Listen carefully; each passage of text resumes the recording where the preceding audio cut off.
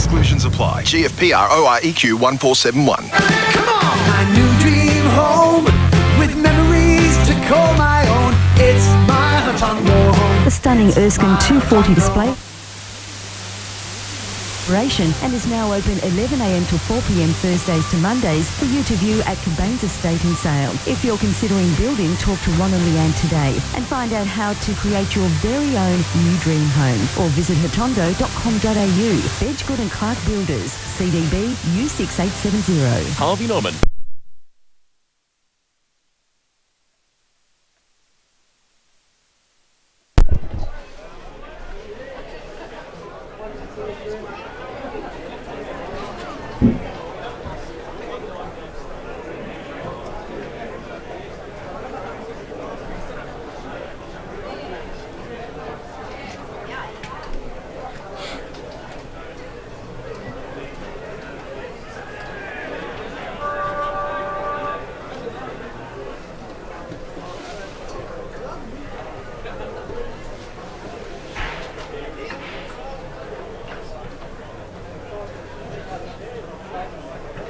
So what do Red Onion do apart from footy?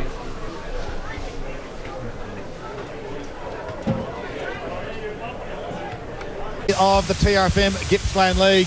We're coming to you live from the Trowgood Showgrounds this afternoon. It is a big one. Sale, they've had a fantastic home and away season, but after all this it means nothing. After their loss last week in their first final, they're now in this cutthroat final this afternoon. They've got some big inclusions this week. Big Brad Dessert, the league's leading goal scorer, is back after a knee issue. Only a short stint on the sidelines. However, it is high risk for high rewards this afternoon, because the winner will go into a prelim final. They take on Moe, and I think we're just starting to see Moe's absolute best form, and it is at the right time of the year. Today, though, it's a huge ask because they take on the might of Sale. Certainly, the question today will be, have they improved from season 2018, and can they progress into the prelim final to take on Leongatha? Great to have your company. This game is about to get underway in a couple of moments' time. My name's Daryl Cooling. Joining me in the box is Box Lacino. Good afternoon, Boxer. Yeah, good afternoon, Scud and team. Yeah, looking forward to a great game, and both sides are ready to have to. There's no tomorrow now. Well, you've tipped Moe by 28 points. You just think they'll get the ascendancy in the middle of the ground? Yeah, I think they're just pretty evenly spread right across the ground, and their midfield, I think, will be more superior, and they've got to match those two big forwards, Dylan Farrell and Spencer White. We've got rid of Poppy. That's 2 days in a row. We're starting to feel healthy. I can breathe. Down at Sale, where Moe haven't won since about 2001 or 2. It was a 21-point margin to Sale. So the two games they have played, Sale have won 30 points by 21 points, but since then they have suffered injuries, and today an unavailability that does affect their team. Certainly does. Paul, you picked Moe by 15 points. Moe's midfield certainly strong, isn't it? Led by Bernard Vince. And I think Bernie Vince is that sort of player who's going to even lift to another level come finals time. Last week against Druin, we saw him pick up mid-30s in the possessions, and the stuff rise to it. And so I'm expecting a big game from him this afternoon as well. Well, the two captains of both sides come to the middle of the ground. Jacob Wood for Moe and Geordie Descent for the Sale Magpies. No breeze really to speak of for Carpet Country this afternoon, Boxer. Any favouring one end of the ground? No, not at all, Daryl. I think it's just across the ground. It's not as bad as what it was yesterday, like we spoke about. There is a little bit of protection too from the back of the buildings here too. Yeah, but no clear advantage to one side. But looking at the weather too, Daryl, we probably are going to get a little bit of rain about 3:30 this afternoon. So it's not massive, but a good start here from either side will be. Cloud will start on the near wing. He'll be up against Jackson Glenane. In the middle of the ground for the Magpies, it's Leslie Descent and, of course, Mitch Dowse with the ruckman Jack Lippman. While for Moe, Ben Morrow, as we'd expect, taking the ruck duties. In there as well is Jordan Seppi, James Blazer and Bernard Vince in the middle of the ground. And we are not too far away. Jacob Wood stands at centre-half forward. The umpire holds the football aloft, and the first semi-final is underway at the showgrounds. And Lippman, well, I'll give it to Morrow first of all. Seppi quickly gave a handoff, missed Blazer. Leslie then burst away from it. Right foot delivery, inside forward 50. Gooch might have been the target. Descent was there.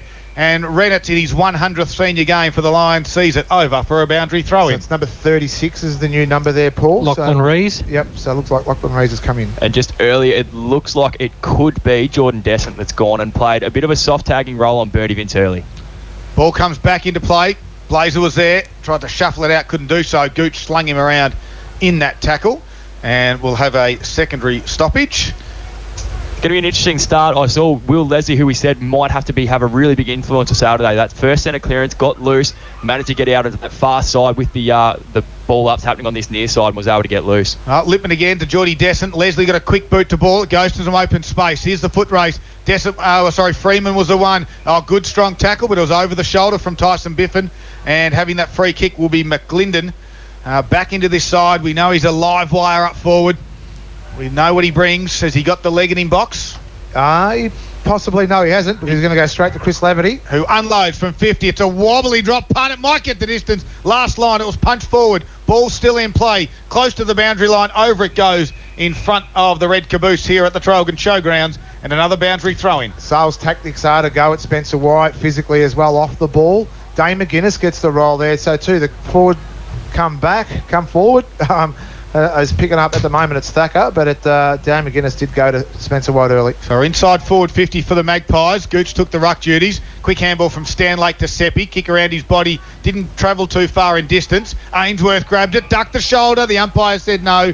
He got him too high, Ollie Collins. Bit of a professional free kick there. Well milked there, and Peter Ainsworth did really well to get that one. Yeah, I tend to agree. He squares it up, goes back towards the point of the square where Biffin, Mark Sale have stop that outlet kick here. Their setup looks good behind the ball. They look like they've sort of got that set up and are ready to go with Moe and stop him from spreading. Kick went to Ainsworth, chips it over the top to Van Dyke. He's at the top of his 50 and he drills a pass to the wing area. Tommy Long, he presents and leads well. Spencer White's one out inside forward 50, goes in that direction. He's got the run and jump. White goes up on his own in the end and he just burnt Mitch Thacker off.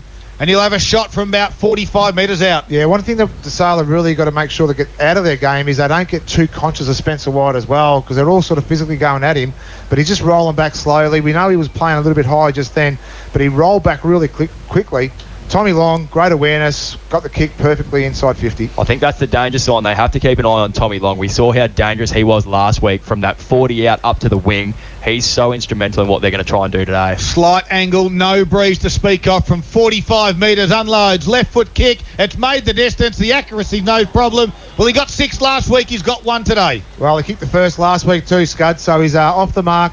He's definitely a confidence player as well, so getting that first one there, I've just noticed that every Sale player that ran past him then gave him the old, g'day, how you going this afternoon? It's okay, you got the first, we won't let you get the second, but first one on the board for Moe. And on the Harvey Norman Computers scoreboard, it's 1 goal straight, 6 to Moe. It's taken 3 minutes to score. And just noticing Tom Long has gone deep to the goal square as well, so they're going to go for a 2-pronged attack with him and Spencer White out of the goal square. Sale's going to have to be very careful with those two. Back to the middle they go. This time Lippman got a hand on it, but coming through was Fleming, although Leslie just went to kick it and lost his footing. This fella's been fantastic. McLaren kicks it backwards, though, in the end. Dowse was there. Wood closes quickly and wins the footy. Now White presents, lowered the eyes and hit him up on the chest. And this time, from the other side of the ground, which is this near side, right in front of the deck at Traralgon, probably a little tighter angle, Spencer White will go back and look for 2. That was a great kick by Jacob Wood. He was under pressure too, and you just thought he may have gone over the top of Spencer White, because I thought Spencer White may have gone a little bit early. Yeah. And he's nailed him in a great lead as well. He made that 50-50 contest with outs. More advantage for the Moe Lions, which was fantastic work by Wood. As White comes in, he's a left footer, he's on the right side. Good spot for it. He pushes it, though, right across the face of the goal. Down there was Farrell. No one can really win it at ground level. Squirts out the back. It was Hurley who gave a handball across to Fife. They get the run and link up over the top. In the end, it's Williams. He gathers at the top of his 50, finds a handball to Fife. He runs and has 1 bounce. Looks down the wing area. Right foot kick to the wing. The target will be Dowse. Over the back, didn't read it. In there was Stanlake. He took on a tackler, but he got his handball away. Tomorrow, they go out wide. Again, ball goes to deck. And we have a free kick which will go to Moe. In the end, it will be Charlie Rennett. Stanlake, again, he was really important for him last week. And again, just should have been bodied under there, but managed to bring the ball to ground, split it to a 50-50 and Moe get away. Well, Rennett's kick went down towards the big Sale ruckman in Lippman.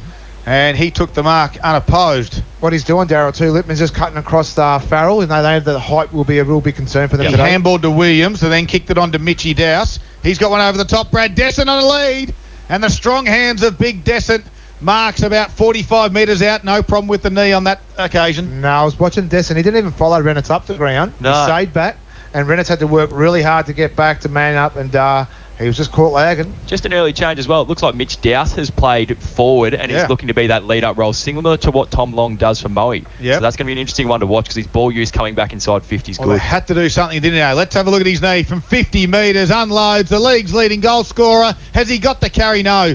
And then on the last line of the defence goes to Lachlan Reese of Moe. He squares it out wide and found Seppi. His left foot kick goes outside 50, looking for Farrell, who put a hand up, couldn't quite mark it. Ground level there was Williams for the Magpies. You're happy to see it go over, and we have a boundary throw in the far side. We've travelled 6 minutes, and the margin is 6 points in favour of Moe. That rain might come a little bit earlier than what we think. Scud, too, is getting quite overcast, too, at the moment, and getting a bit dark. Lippman, beautiful tap over the back. Can they run onto it? Well, it falls in the hands of McLaren. Gave a quick handball off to Dowse. Now he gets it further afield.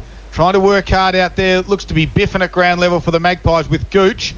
Ball just squirts out the back. Good work by Scott Van Dyke. Quick rush kick out towards the boundary line. Coming up to meet that one out there. Looked to be Tristan Gum. And the handball goes over for a boundary throw-in. A little bit of respect there for Scotty Van Dyke. He's got the duties of... Oh, well, the duties have gone to Fife of Sale, who's taken him on that far wing. It's been a good change this year down back, hasn't he, Scott Van Dyke? He has. He's been great. So ball comes back in again. Here's Bernard Vince for the first time. Nice handball to Blazer. Kicks it, was partially smothered. Nice pick up there by Coxedge. Inboard they go. Here's that delivery inside forward 50 where Tommy Long can gather it, and he runs away from Thacker. His right foot kick starts at the right, doesn't come back enough. He had more time than he thought then. That was just rushed, unfortunately. He could have straightened up and really put the herd on sale with that one. Well, Hurley's got Long, and Thacker found himself chasing backside then too, because Long's pace has just really worried him. And then, well, ball came in and found Dowse in the back half. He squares it out wide to Laverty, and Laverty will just take his time to go back, have a bit of a look out to the far side of the ground, and Gooch on a big long lead marks falling to ground. Half-back flank build-up for the Magpies. They lead by 7 to the Lions. Gooch's kick goes down the line, and in front there is Lippman. Not paid the mark. Second grab might have been over the line. Boundary throw-in. McGuinness has just come off a sale and swapped with Ethan Dyer, so it looks like he might go back and either play loose. And Mitch Thacker's off at the moment as well. Well, that will be an interesting one to see who carries that big, tall Williams across half-back. Handball there from Prestige. Long gave it to Vince. Vince's delivery towards White. Oh, he couldn't quite get his hands out to meet it. Back there is Hurley. Under pressure from White. Didn't have the football. The umpire said, play on. White goes to ground. They jump on top of him. The umpire quickly said, my ball. there's just a lot of mismatches down forward for Moe. So they need to really take advantage of this. No one in the ruck duty, so the ball bounces. Laverty jumped on it and then quickly wrapped up by Morrow, who got there late. And again, we'll do it again. 9.5 minutes gone, and it is 1-1-7 Moe. Sale are yet to score. And that's on your Harvey Norman computer scoreboard this afternoon. Don't forget they got their massive sale on your local Harvey Norman today from the stoppage. No one can really win it. And we'll have another ball up about 45 metres out now from Moe's goal. I think Sale have steadied a little bit. They've managed to stem the flow a little bit. Moe's had all the run early, but Sale have managed to just stay in the contest, make some 50-50 balls, which is an important thing as they go forward now in Moe's forward line. But a sweeping handball out sees sees Sale move out the back line. We had Hawthorn last week. We got Collingwood this week. Dowsed, that's Mitch Variety. Great kick. Nice kick. Found Geordie Descent in the middle. He comes lateral to the grand sign, and Gooch was there, and he's been hacking the arms, Biffin. And he can get it on quickly, Gooch. He goes in that direction towards Bowen, goes over his head. Freeman was there. Bowen ran onto it now, 50 metres out. Left foot, around to the hot spot. In the front spot was Stanlake. He spoiled it. Now Reese has to go and get it. No, it's Pearce at ground level. And they dive into his back. And we'll have a ball up. As a former forward boxer, you would love those ones like John Gooch got then. The little one over the shoulder that's probably not there. You would take them every day of the week. We never used to get the the free kicks playing forward, mate. Didn't matter what we did. No. Gooch inside forward 50, taps it over the top. Lachlan Reese will take it over for a boundary throw-in. And again, we've travelled 10.5 minutes, and it is Moe 117. Sale are yet to score. If he says Collingwood one more time, I'm going home. All right. Fair. The Collingwood stuff, right? Gooch in the front spot from that boundary throw-in. Vince kicked it straight up and down. Bowen was the one who will try and leap and go for this one. Oh, McLaren nearly got his shorts ripped off out of that one. Blazer will burst out of the back line, kick it high to the wing. Farrell's the target. Good physical strength. No. Holding, was it? Yep, holding the jacket. Well, McGuinness was the one who got pinged for holding. That was a chance missed for Sale. They had a 4-on-2 there and needed to bring that either to the boundary line or they should have won the contest, but a hold that probably didn't need to happen has cost him here, and Moe will clear it out. So Farrell, he's been called to play on, just has to kick it down the line. White and Lipman, no one really gets a hand on it. White tries to toe poke it, then pick it up off the ground as Collins tackles him. And the umpire again will hold things up. 7 points of margin in favour of Moe. They don't mind giving up the 50, do they, Moe? They like to keep it nice and open. They do. When you've got dangerous players one-on-one like White and Long, you sort of have to. Blazer, quick kick from the stoppage, goes inside forward 50. Farrell dropped the chest mark. Ground level there was Sim. Gave a handball to Wood. Wood, scrubbly little kick. It might come off. Prestige was there. Kicks around his body. Williams came off his shin. Lands in the hands of Wood, who gave it to Blazer, who kicked and had a shot on goal. And it pushed it away to the right for a minor score. Kicking towards the Hazelwood Power Station end of the ground.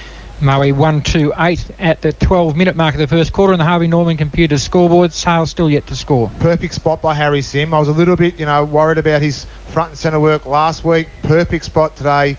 Great clean pick up. So hopefully keeps repeats of that all afternoon. Oh, you're right. Might be right about the dark clouds. They might be coming a little bit earlier, so important goals could be handy as Laverty plays on and then kicks it to the far side of the ground, and no one can mark it out there. Ground level, though, is Geordie Destin just taps it forward.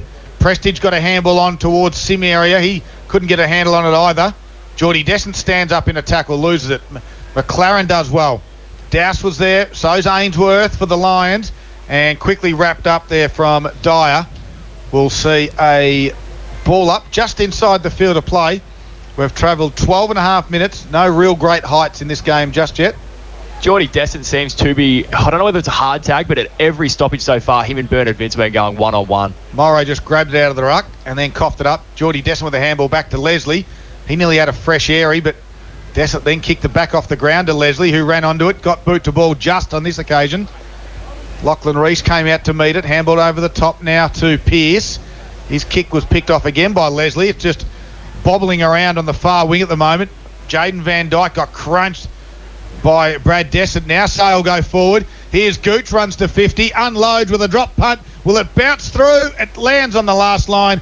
Goes off fraction left. The first score for Sale is a minor one. And we've got a Moe player. I think that was whoever Brad Destin. Van Dyke's still down. Yeah, Jaden. Just a bit sore. I think he'll be right, but just a fairly heavy collision. Brad Destin's running in straight lines and he was happened to be in the way. Sale's first score, one behind, has taken almost 14 minutes. They are on that one behind. Moe's 1-2. Harvey Norman They're Computers. calling for trainers. Both players have got arms up, so obviously there is a bit of concern there for him at the minute.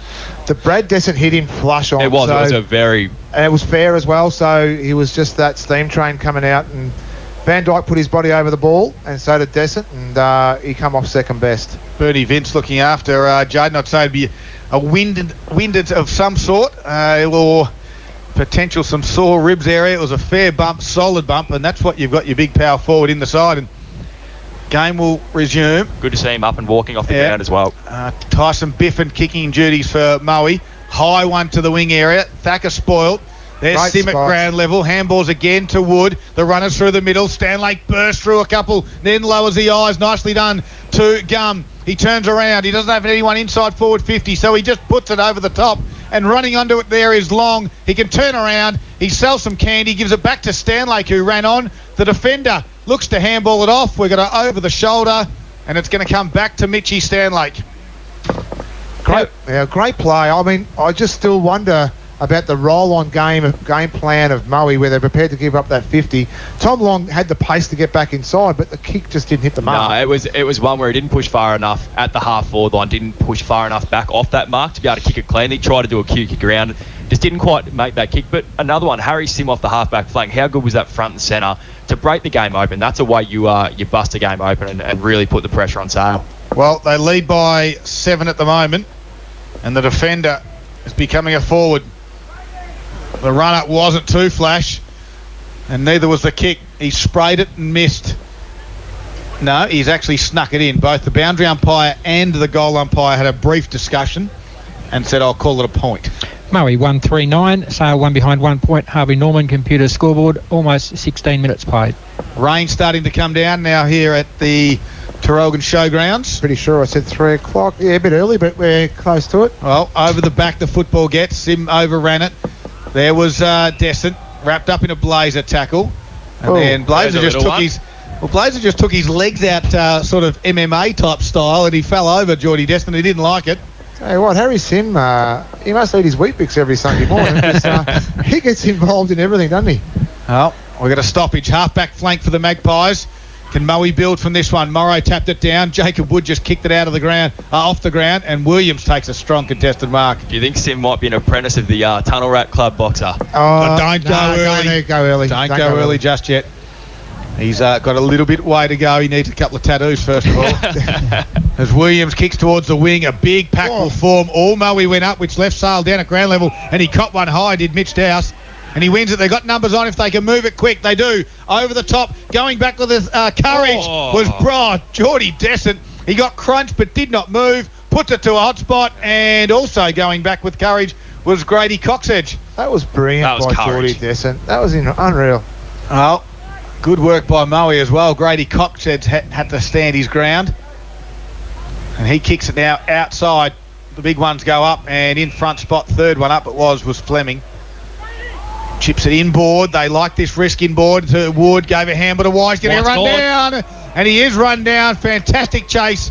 Jack McGlinden. Where's the talk from Morrow and Wood then? Yeah, exactly right. Quickly handball off to Laverty. High one inside forward 50. Rennitz and Descent. Good spoil by Rennitz. Comes to ground again.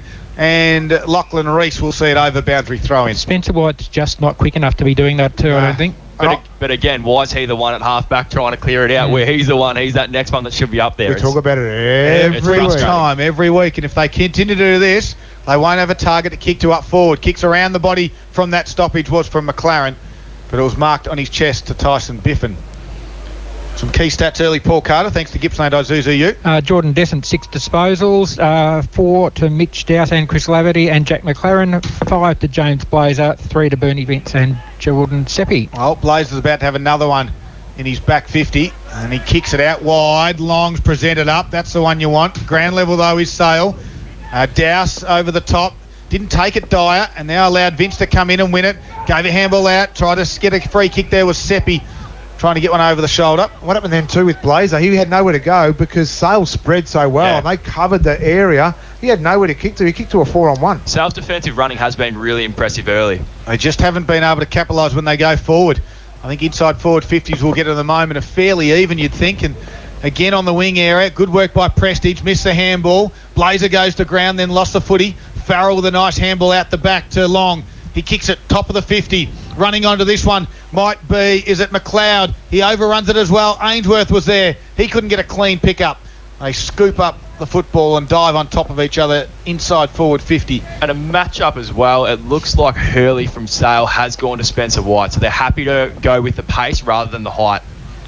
So Morrow, Littman clearly got a hand on it. Sim there gave it across quickly to Seppi by 4-2. Puts it into the goal square. And a great little last line dive and got a hand on it was our man Elizabeth Hurley. Taking Murray to 1-4-10. Sale 1 behind 1 point, 19 and a half minutes played. Inside 50s, Paul. 7 apiece now. Oh, there you go. Well, Scott, we've got that window above us open, and that cold air has really, temperature outside's changed a lot, so it's dropped out there, so we might cop a fair bit of weather soon. Well, Sale go to the right side, and then they bring it back through Hurley to the last line. We haven't seen much of the coach Shane Fife today, and Moe might be manning him up. Laverty was the one who kicked it out towards his big ruckman. I think Fifey's down in front of us. He's rotated off to do a couple of coaching changes, I think. He's been off for the last couple of minutes. Okay. So maybe they did have a run with roll. We know that he likes to get free across that half-back line. Haven't seen much of the newcomer too in Nathan Whitfield. So from this boundary throw-in, we have a free kick. And I can let you know that the rain is coming down in Morwell at the moment. And we're about 10 minutes away from that, so it's not too far away.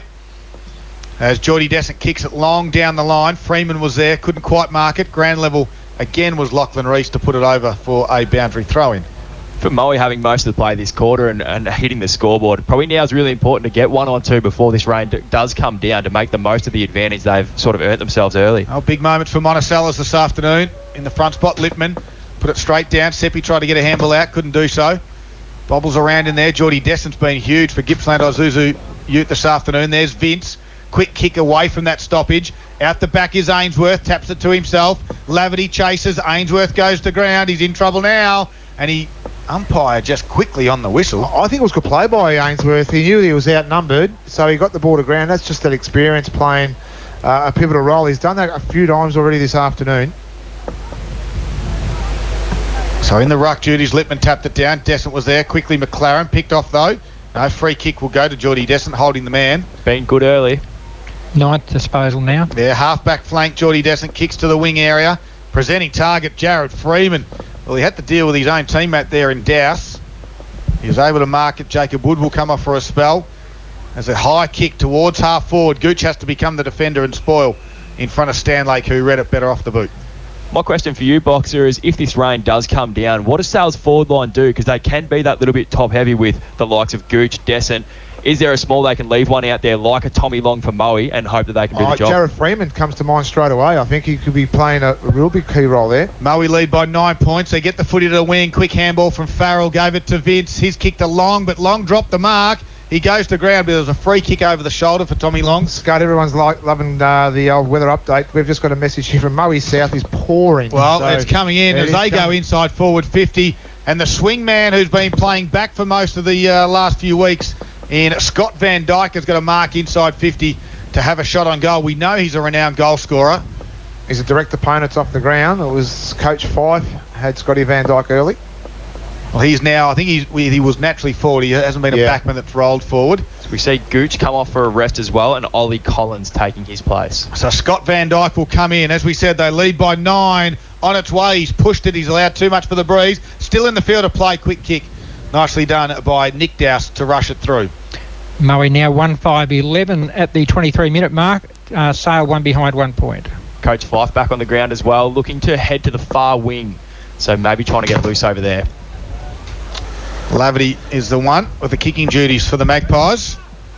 Again goes that far side, or nearly straight down the middle of the ground in the end, and Leslie just got underneath it a little bit. He might get another chance. He kicked it off the ground.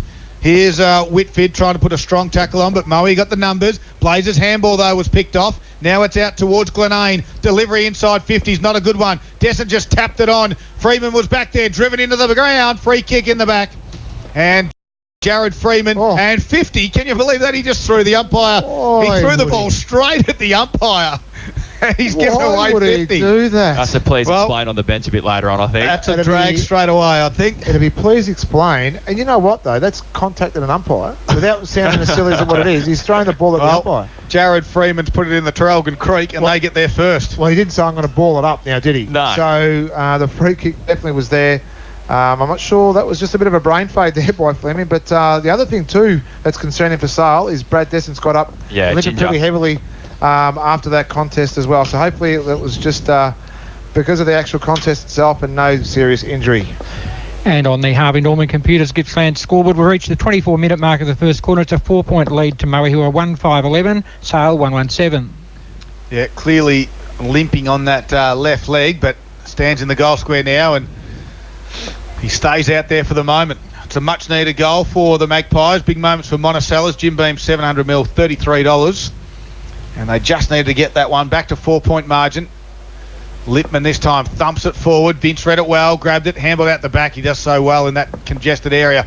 Gave it to Biffin, who kicked it to half forward. Prestige overran it. Coxedge was there to help Williams. Toe poked it. Good work by Prestige. They'll win it again. Gave it to Gum, who quick kicks forward was from Van Dyke. Can someone run under this for the Lions? White was there to crash the pack. Lost the footy. Now they go again through Tommy Long. Squeezed a handball to Coxedge, who didn't quite handle it cleanly. And they go to ground, and we'll have a ball up at the top of the 50. It's just a kick and surge mentality as far as getting forward for Moe. They are coming forward in streams. They're happy to leave 2 deep, and then everyone else get on there and run in after it. How many marks inside 50, Paul, for Moe? 3 and 1 to Sale. Not really damaging as much as from this stoppage was Seppi to kick around the body. It's a torpedo punt that gets to the top of the square. There will be a free kick to Spencer White over the shoulder from Hurley, and White will go back again 30 metres out. Yeah. Important kick for Moe here. As far as hitting the scoreboard, they've had 6 shots so far and they hold a 4-point lead. It's a big kick for Spencer White here after he pushed his last one across the face. Well, there's no breeze on this near side, the deck side or the change room side here at Traralgon. Might be a little bit out there near this kicking towards the Loy Yang power station end of the ground. Probably just needs to start at the right goal post. And does that. Comes back nicely. Spencer White has 2. Probably not the kick we expected from Spencer White, but just what they needed. Probably the chest mark was probably markable as well. Yeah. The free kick was debatable. I'm not sure whether that will be debated between Scott and myself, but the free kick was paid. It was paid in front of goal. They got their second for the afternoon. Taking him to a 10-point lead. That's Moe on the Harvey Norman Computers Gippsland scoreboard. 2-5-17 to Sale 1-1-7, and that's 26 minutes played first quarter. Let's be honest, most of the forwards get those soft, easy ones. You know what? I was just waiting for that.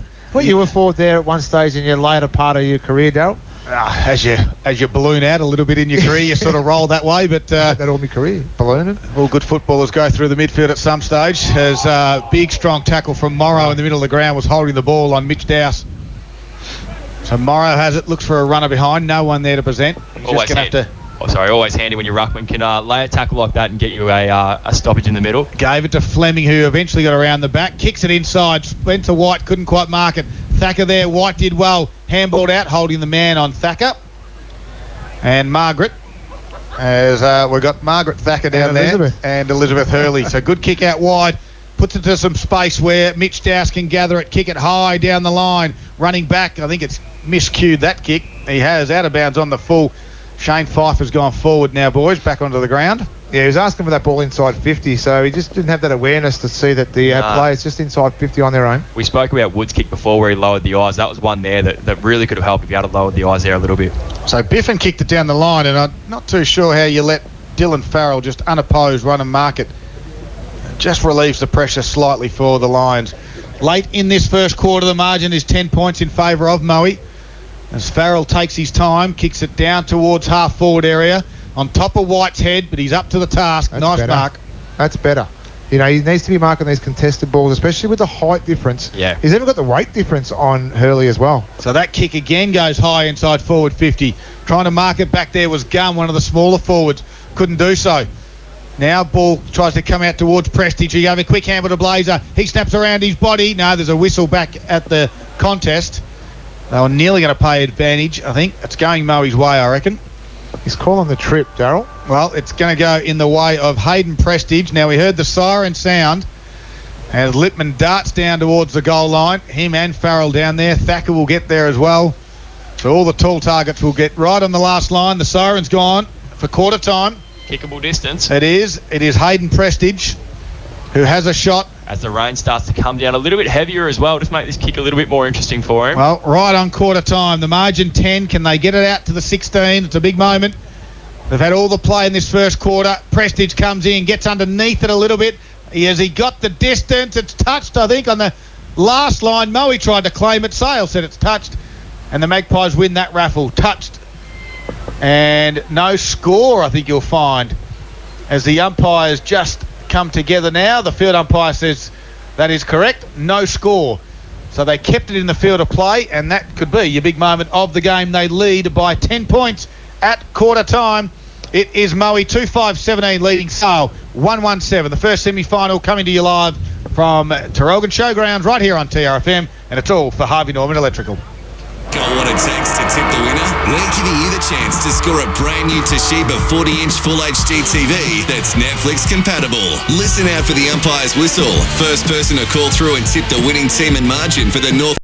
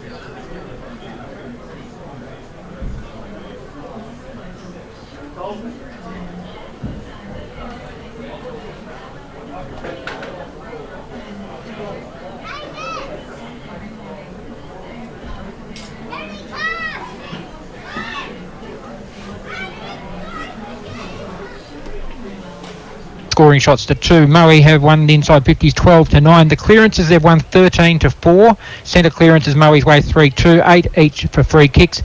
16 marks to Moe, 11 to Sale. Contested marks, Sale taken 3 to Moe's 5. Marks inside 50, 1 to Sale and 3 to Moe. Jack Lippman has had 12 hit-outs up against Ben Morrow's 4. And the leading stat winner for Sale is Jordan Descent with 9. And on 5 we have Chris Laverty and Mitch Stouse. 4 Jack McLaren, 3 Luke Williams and 2 to Shane Fife and 1 to Jackson Glenane.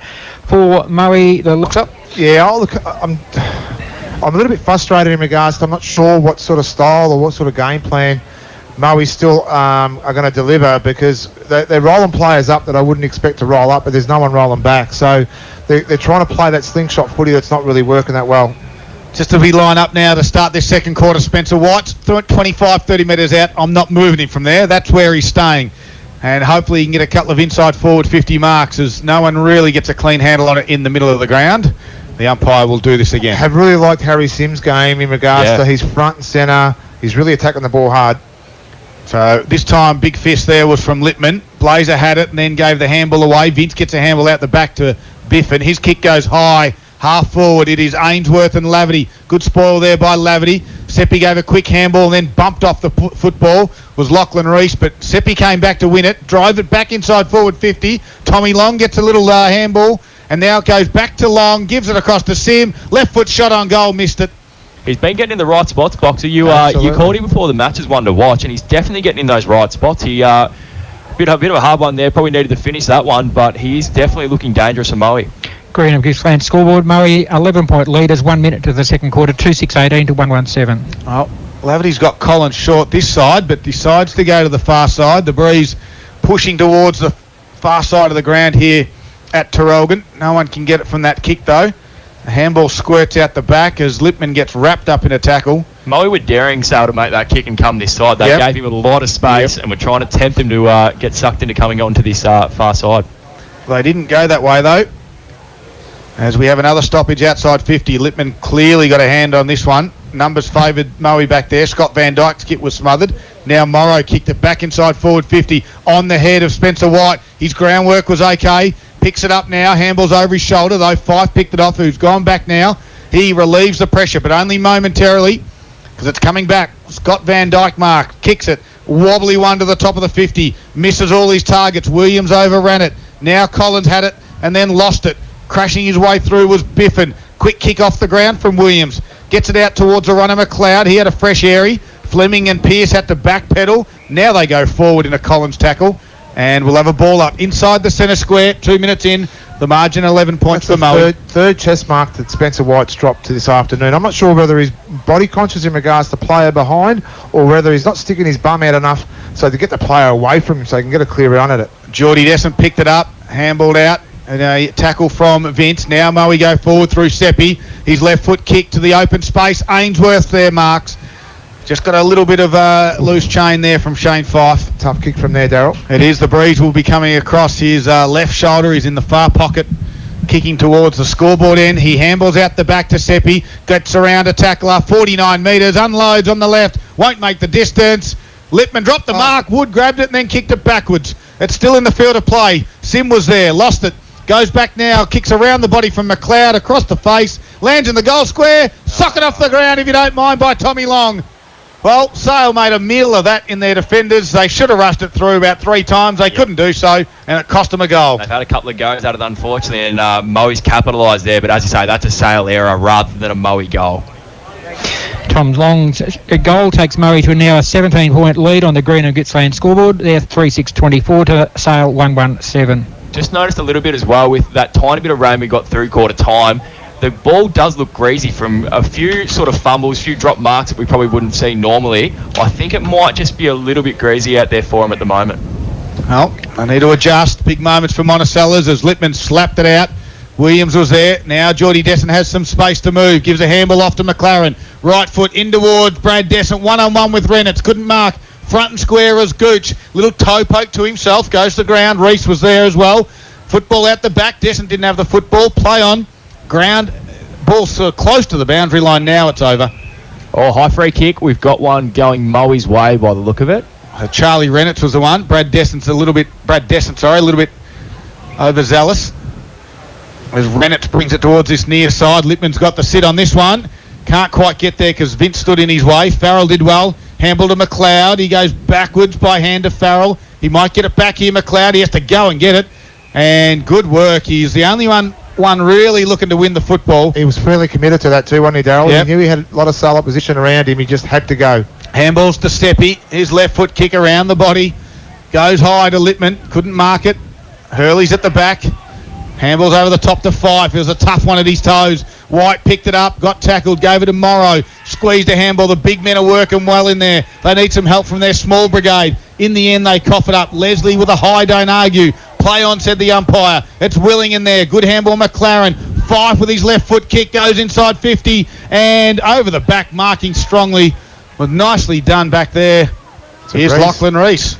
Just watch with that stoppage on the wing there where Spencer White came up and got tackled, and then the minute he got tackled, he ran straight out the back and tried to lose his direct opponent in the contest. I'm wondering whether that's a bit of a tactic from Moe. We've just got a horrible delivery out here if this doesn't get paid. Nope. Oh, no. He did well. The big man very did well disguised. Dane McGuinness. He was lumbered after that, you can say. I'm just not saying it's just kick and run by Moe at the moment. They're just hoping and praying that one of their tall timber will mark, but not in these conditions. Let's just start breaking some lines here a little bit. They've got the pace. Well, they lead by 17 points at the moment. Ball gets to the back to the free kick to Leslie. And this is Leslie that has it on the wing. Nice kick out the front of Gooch. It bobbled off his big barrelling chest. Second grab was okay. Right in front of the Moe coaching staff.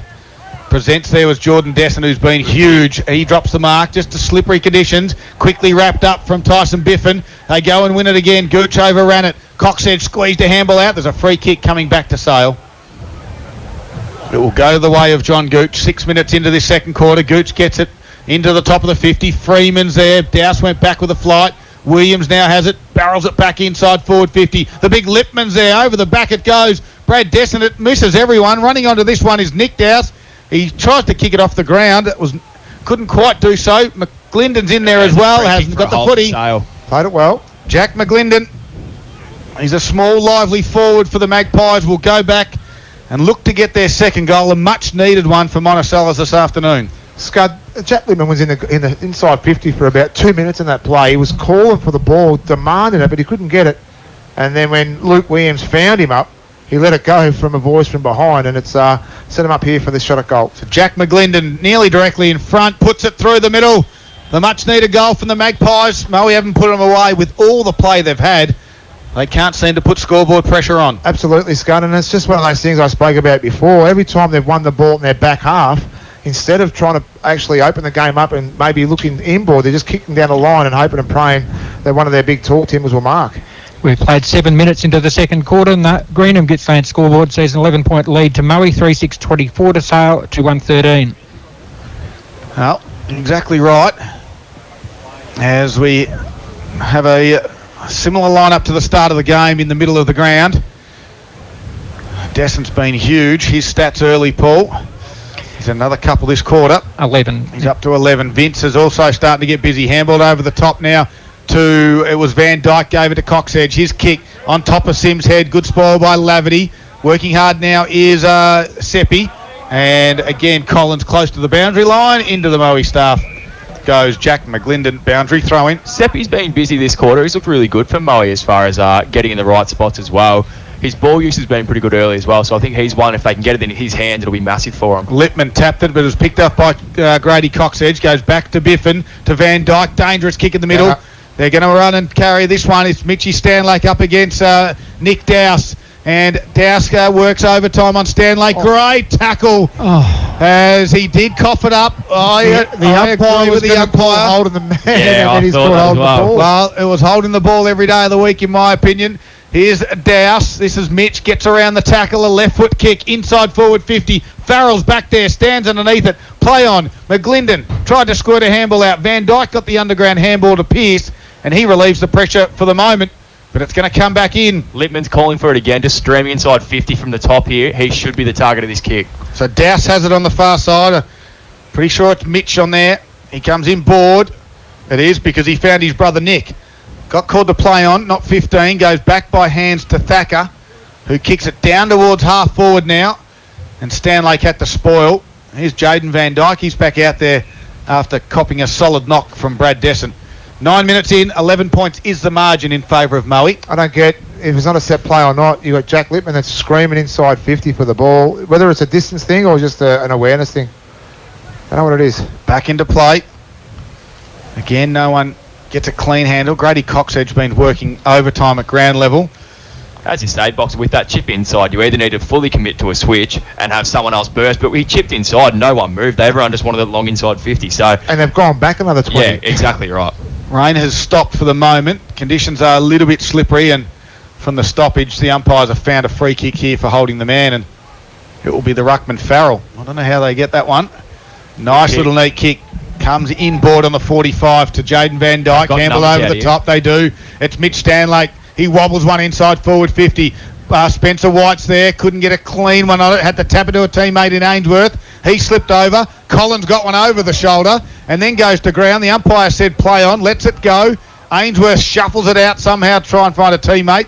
And then Seppi comes in to help. He gets tackled by two swooping Magpies. And a ball up top of the 50. Oh, I like that. Two swooping Magpies. It's the season for swooping Magpies. Don't like them. Seppi's had 6 touches in the first 11 minutes of this quarter too, by the way. He's been busy. Laverty's on him at the moment for Gippsland Isuzu Ute. I'll give that to Lippman again. Dowse got his head down underneath it. McLaren had a quick kick. Doesn't go the required 15. Scott Van Dyke put one hand up. Leslie worked hard to try and win it. Couldn't do so and had to become the tackler. So the ball comes inside 50 again for Moe, and there's no clear win of the ball in regards to their smalls, or are they playing too tall down forward? It's just, I don't know, one of those things where they've just got to get that balance right. You'd like to see him commit one way or the other. Did well from the stoppage. Left foot kick high into the danger zone. Well, he's got 2 to beat. There's Hurley. Tried to kick it off the ground. I think it was in danger. It was either in danger or in the back as Sim was about to run into an open goal. But Zach Hurley did well. He had a 2 to beat then. He's done very well. He's had a couple of moments early with Spencer White, but he hasn't done too bad in the battle for the giving up the size and the weight. Nice kick to Collins. Slows things up, comes to the near side.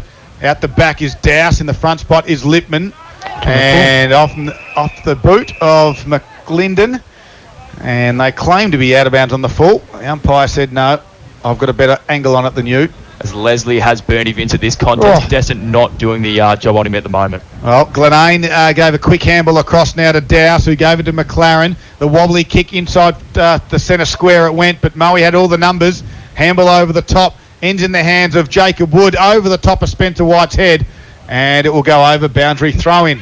That was a better approach, better idea. Lee Spencer was deep and leading towards the ball. A bit too much on the kick, but it did have a bit more of a set tone to it. 12 minutes in, it's 11-point margin for the Lions. 3-6-24 to 2-1-13 on your Greenham Gippsland scoreboard this afternoon.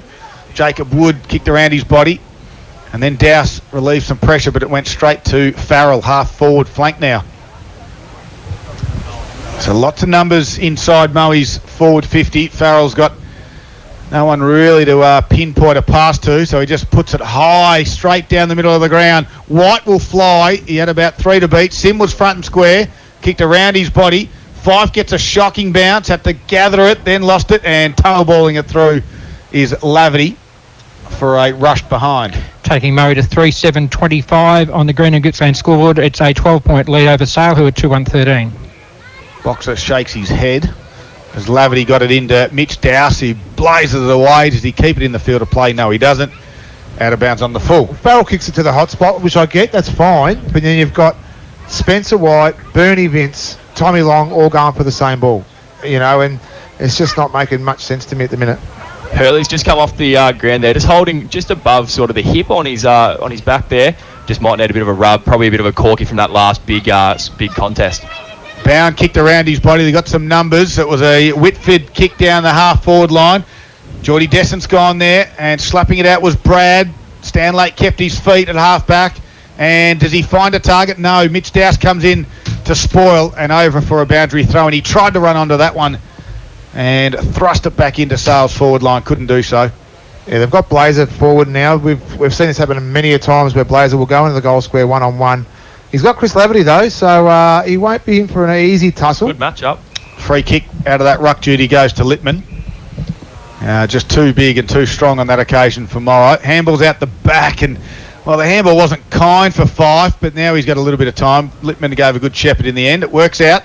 He's kicking board. It's just picked off. He got a hand on it there was Grady Coxedge. Now Dowse kicks it high inside forward 50. Coming back with the fly of the ball was Jaden Van Dyke. Didn't mark it, but it was enough to cause a problem for Brad Dessent.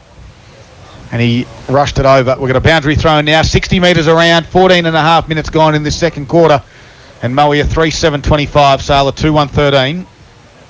Be interesting to see how Sale's trying to work their forward line out. We haven't seen a lot of clean entries to see what they're actually trying to do yet. Coxedge kicks from the stoppage. Collins picked it off for the Magpies. Hands it to Fife. That's a better drop punt kick from Fife. And Gooch will elevate at the back. Couldn't mark it. Front and square there was Leslie. Couldn't go it. He kicked it off the ground. Do they keep it in, the Magpies? No, they don't. It just goes over as Freeman was about to run in to the goal square. So another boundary throw in. This time, though, 15 metres around.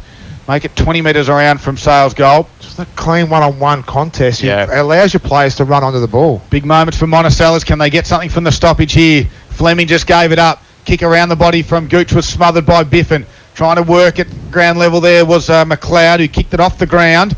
Got it out of his defensive 50. Collins just got ragdolled. Did he what? Big tackle. And got dumped to the ground. And that was Tristan Gum. Ball up. Paul, inside 50s this quarter. How's Sale actually fared against Moe? Because it seems like Moe's had most of the play. Yeah, 9-6, but they've come in clumps. Moe had the first 4, Sale the next 4, Moe the next 5, and now Sale have gone in for the third time in a row here. Fife kicked it off the ground. It went inside 50, but only momentarily. Quick handball out to Coxedge, who clears the area to the wing area. Sale go to ground. Farrell took the mark in the end.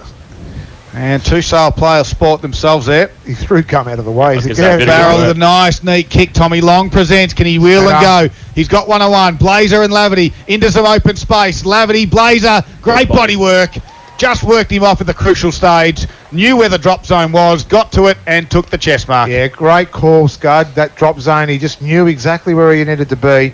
He just got Laverty off balance, didn't he? As he come this way, then he zagged back in. Only a few metres, but it was enough because he's got such a strong upper body. And great kick as well to put it in the space and basically draw him to that drop zone. So Blazer from 45 starts at left, brings it back nicely. It is straight over the goal umpire's head and gets Moe's fourth goal. They get a little bit of a buffer. Don't they seem a lot better when Blazer's down forward? Yeah. Because he'll play true. He'll play that true full forward, and that puts Sale under pressure down back. Yeah. Especially when the ball's coming in, especially because Blazer can go off the mark. A great goal, especially under the conditions. Taking Moe to an 18-point lead, 17-minute mark of the second quarter. The Green and Gippsland scoreboard, Moe 4-7-31, Sale 2-1-13. Spencer White just back on for Moe. Hurley looks like he's ready to go again and pretty keen to get back on and follow him round again. Well, big moments for Monticello's James Blazer. You talk about strong upper body. Just have a look at his thighs. They are like tree trunks. And Monticello, don't forget, Peroni Nastro Azzurri, $39. How'd they go with that, Boxer? The Azzurri. Azzurri. Smirnoff Red Label, 700ml, $33. Don't forget to drink responsibly. Pretty sure there might be some celebratory drinks happening around Gippsland and the Valley on a Sunday afternoon, maybe out at your lawn north. Maybe down the rock, yep. Phillip Island might be rocking too. As in this first semi-final of the TRFM Gippsland League, it is Moe leading at the moment by 18 points. Kicked off the ground from Sale, gets it to half forward. Sliding down was Biffin. So was Ganane. Now Jacob Wood, the king of the Tunnel Rat Club, is on the bottom of that pack. And couldn't get it out.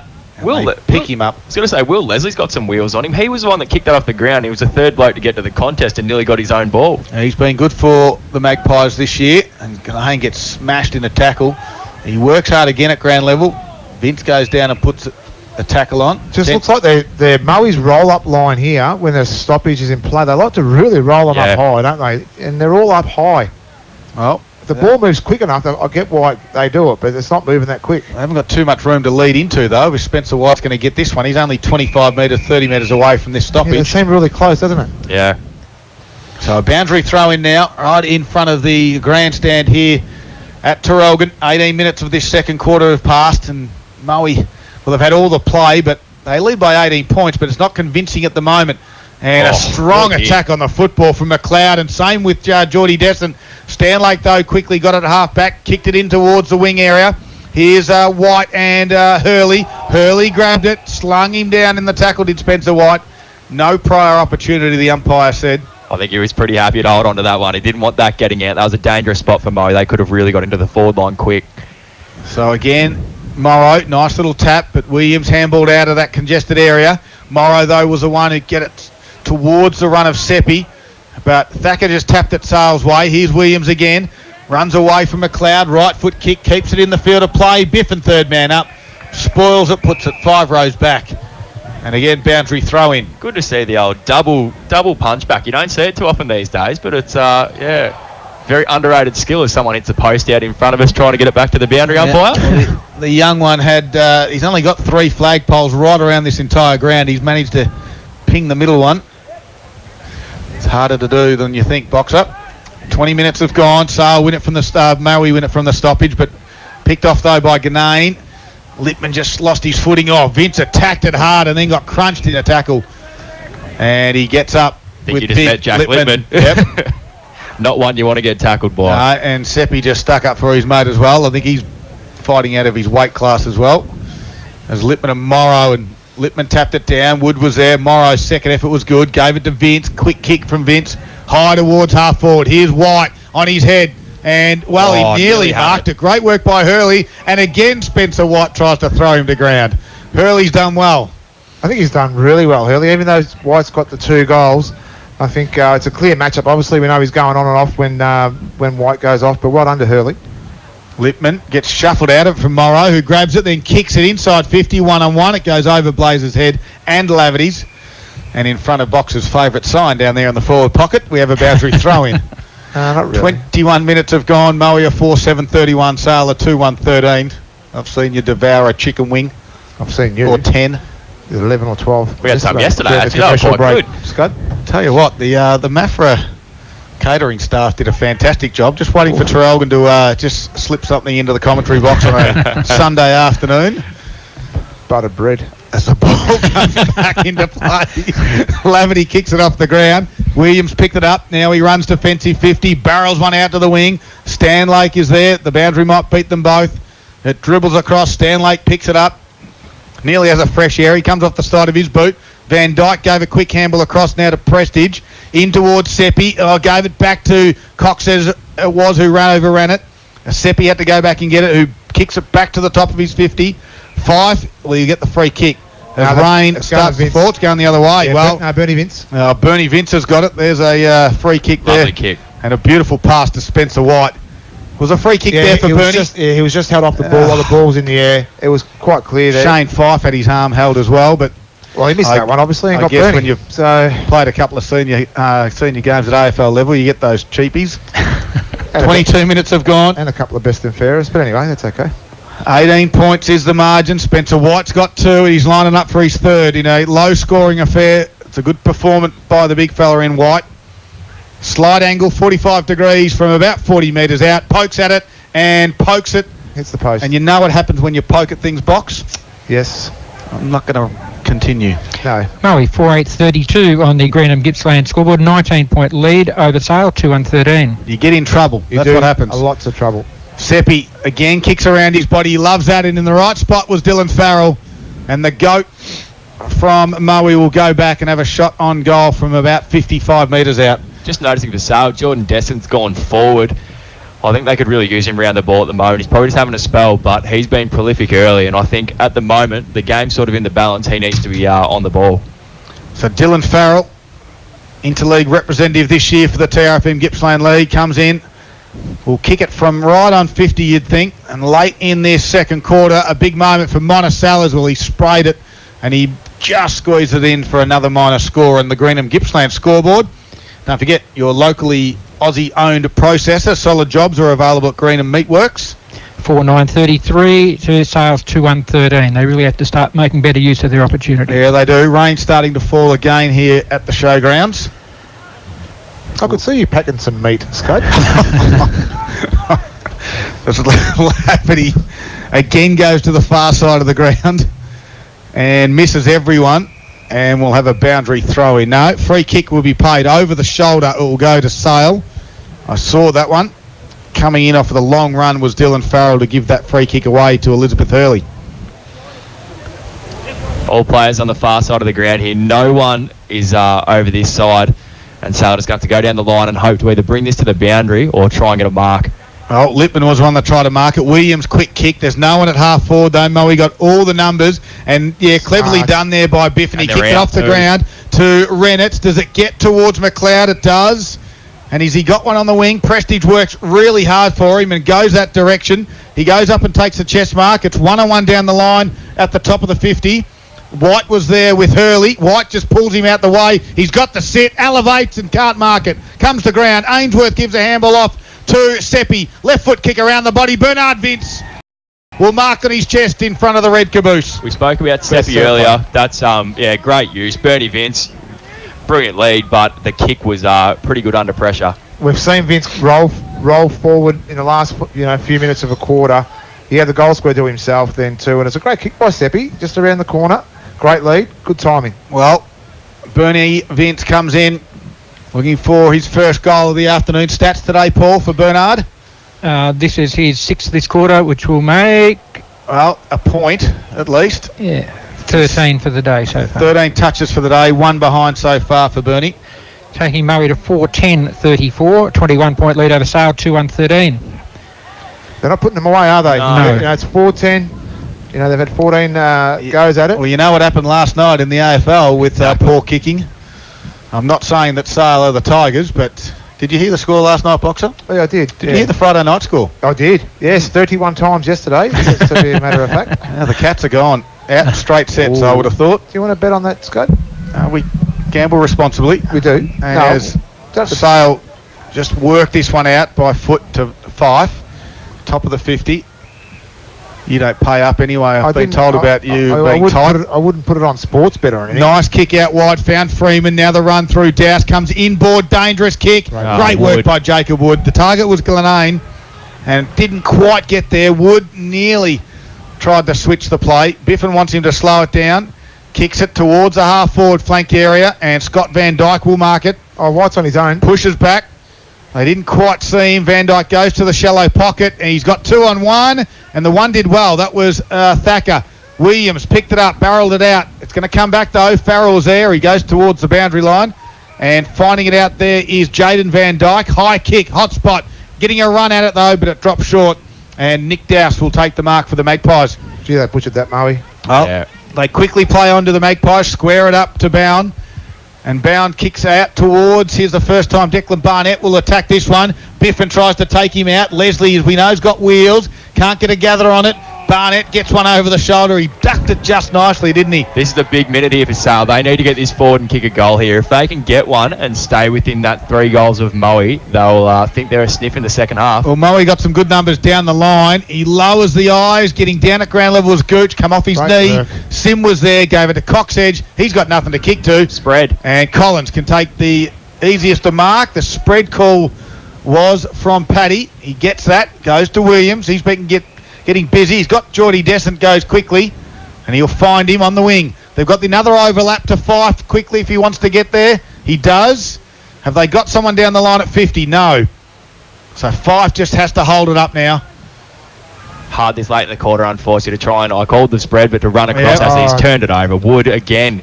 Intercept marking, you wouldn't pick it from someone his size, but that's two really important ones. Those high half forwards have to work harder for the Magpies. They had the overlap. Now on the rebound, they might get burnt as Long got it in towards White in front of Williams. Left foot turns around, lowers the eyes, finds Scott Van Dyke. That's a killer for Sale, that is, unfortunately. Yep.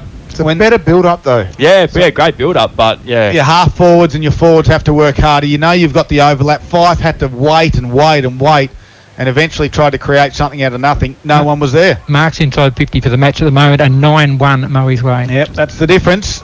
And this is Scott Van Dyke right on the halftime siren. Now, you'll know by the reaction of Scott, he's probably loves the celebration, but he won't celebrate this because he's going to miss everything.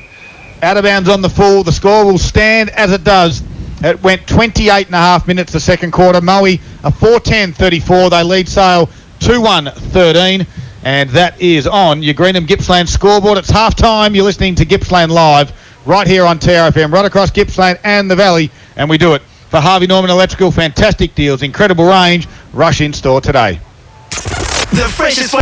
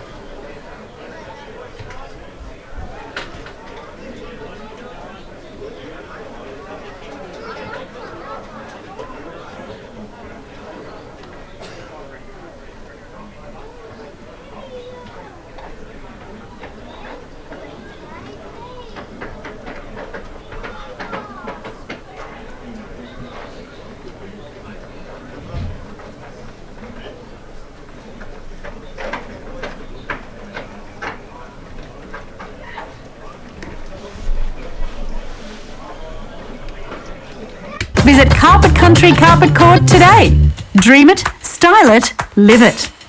Hey, it's Premiership coach David Parker. G'day, Abco Joe. Parko, what's it take to get to the granny? Many things, Joe. Courage and consistency. Don't forget a great coat. Right, Joe. Oh, and what about? That's right, and get into Abco. You've nailed it, Parko. Because one lucky Dyson V7 Motorhead Collar.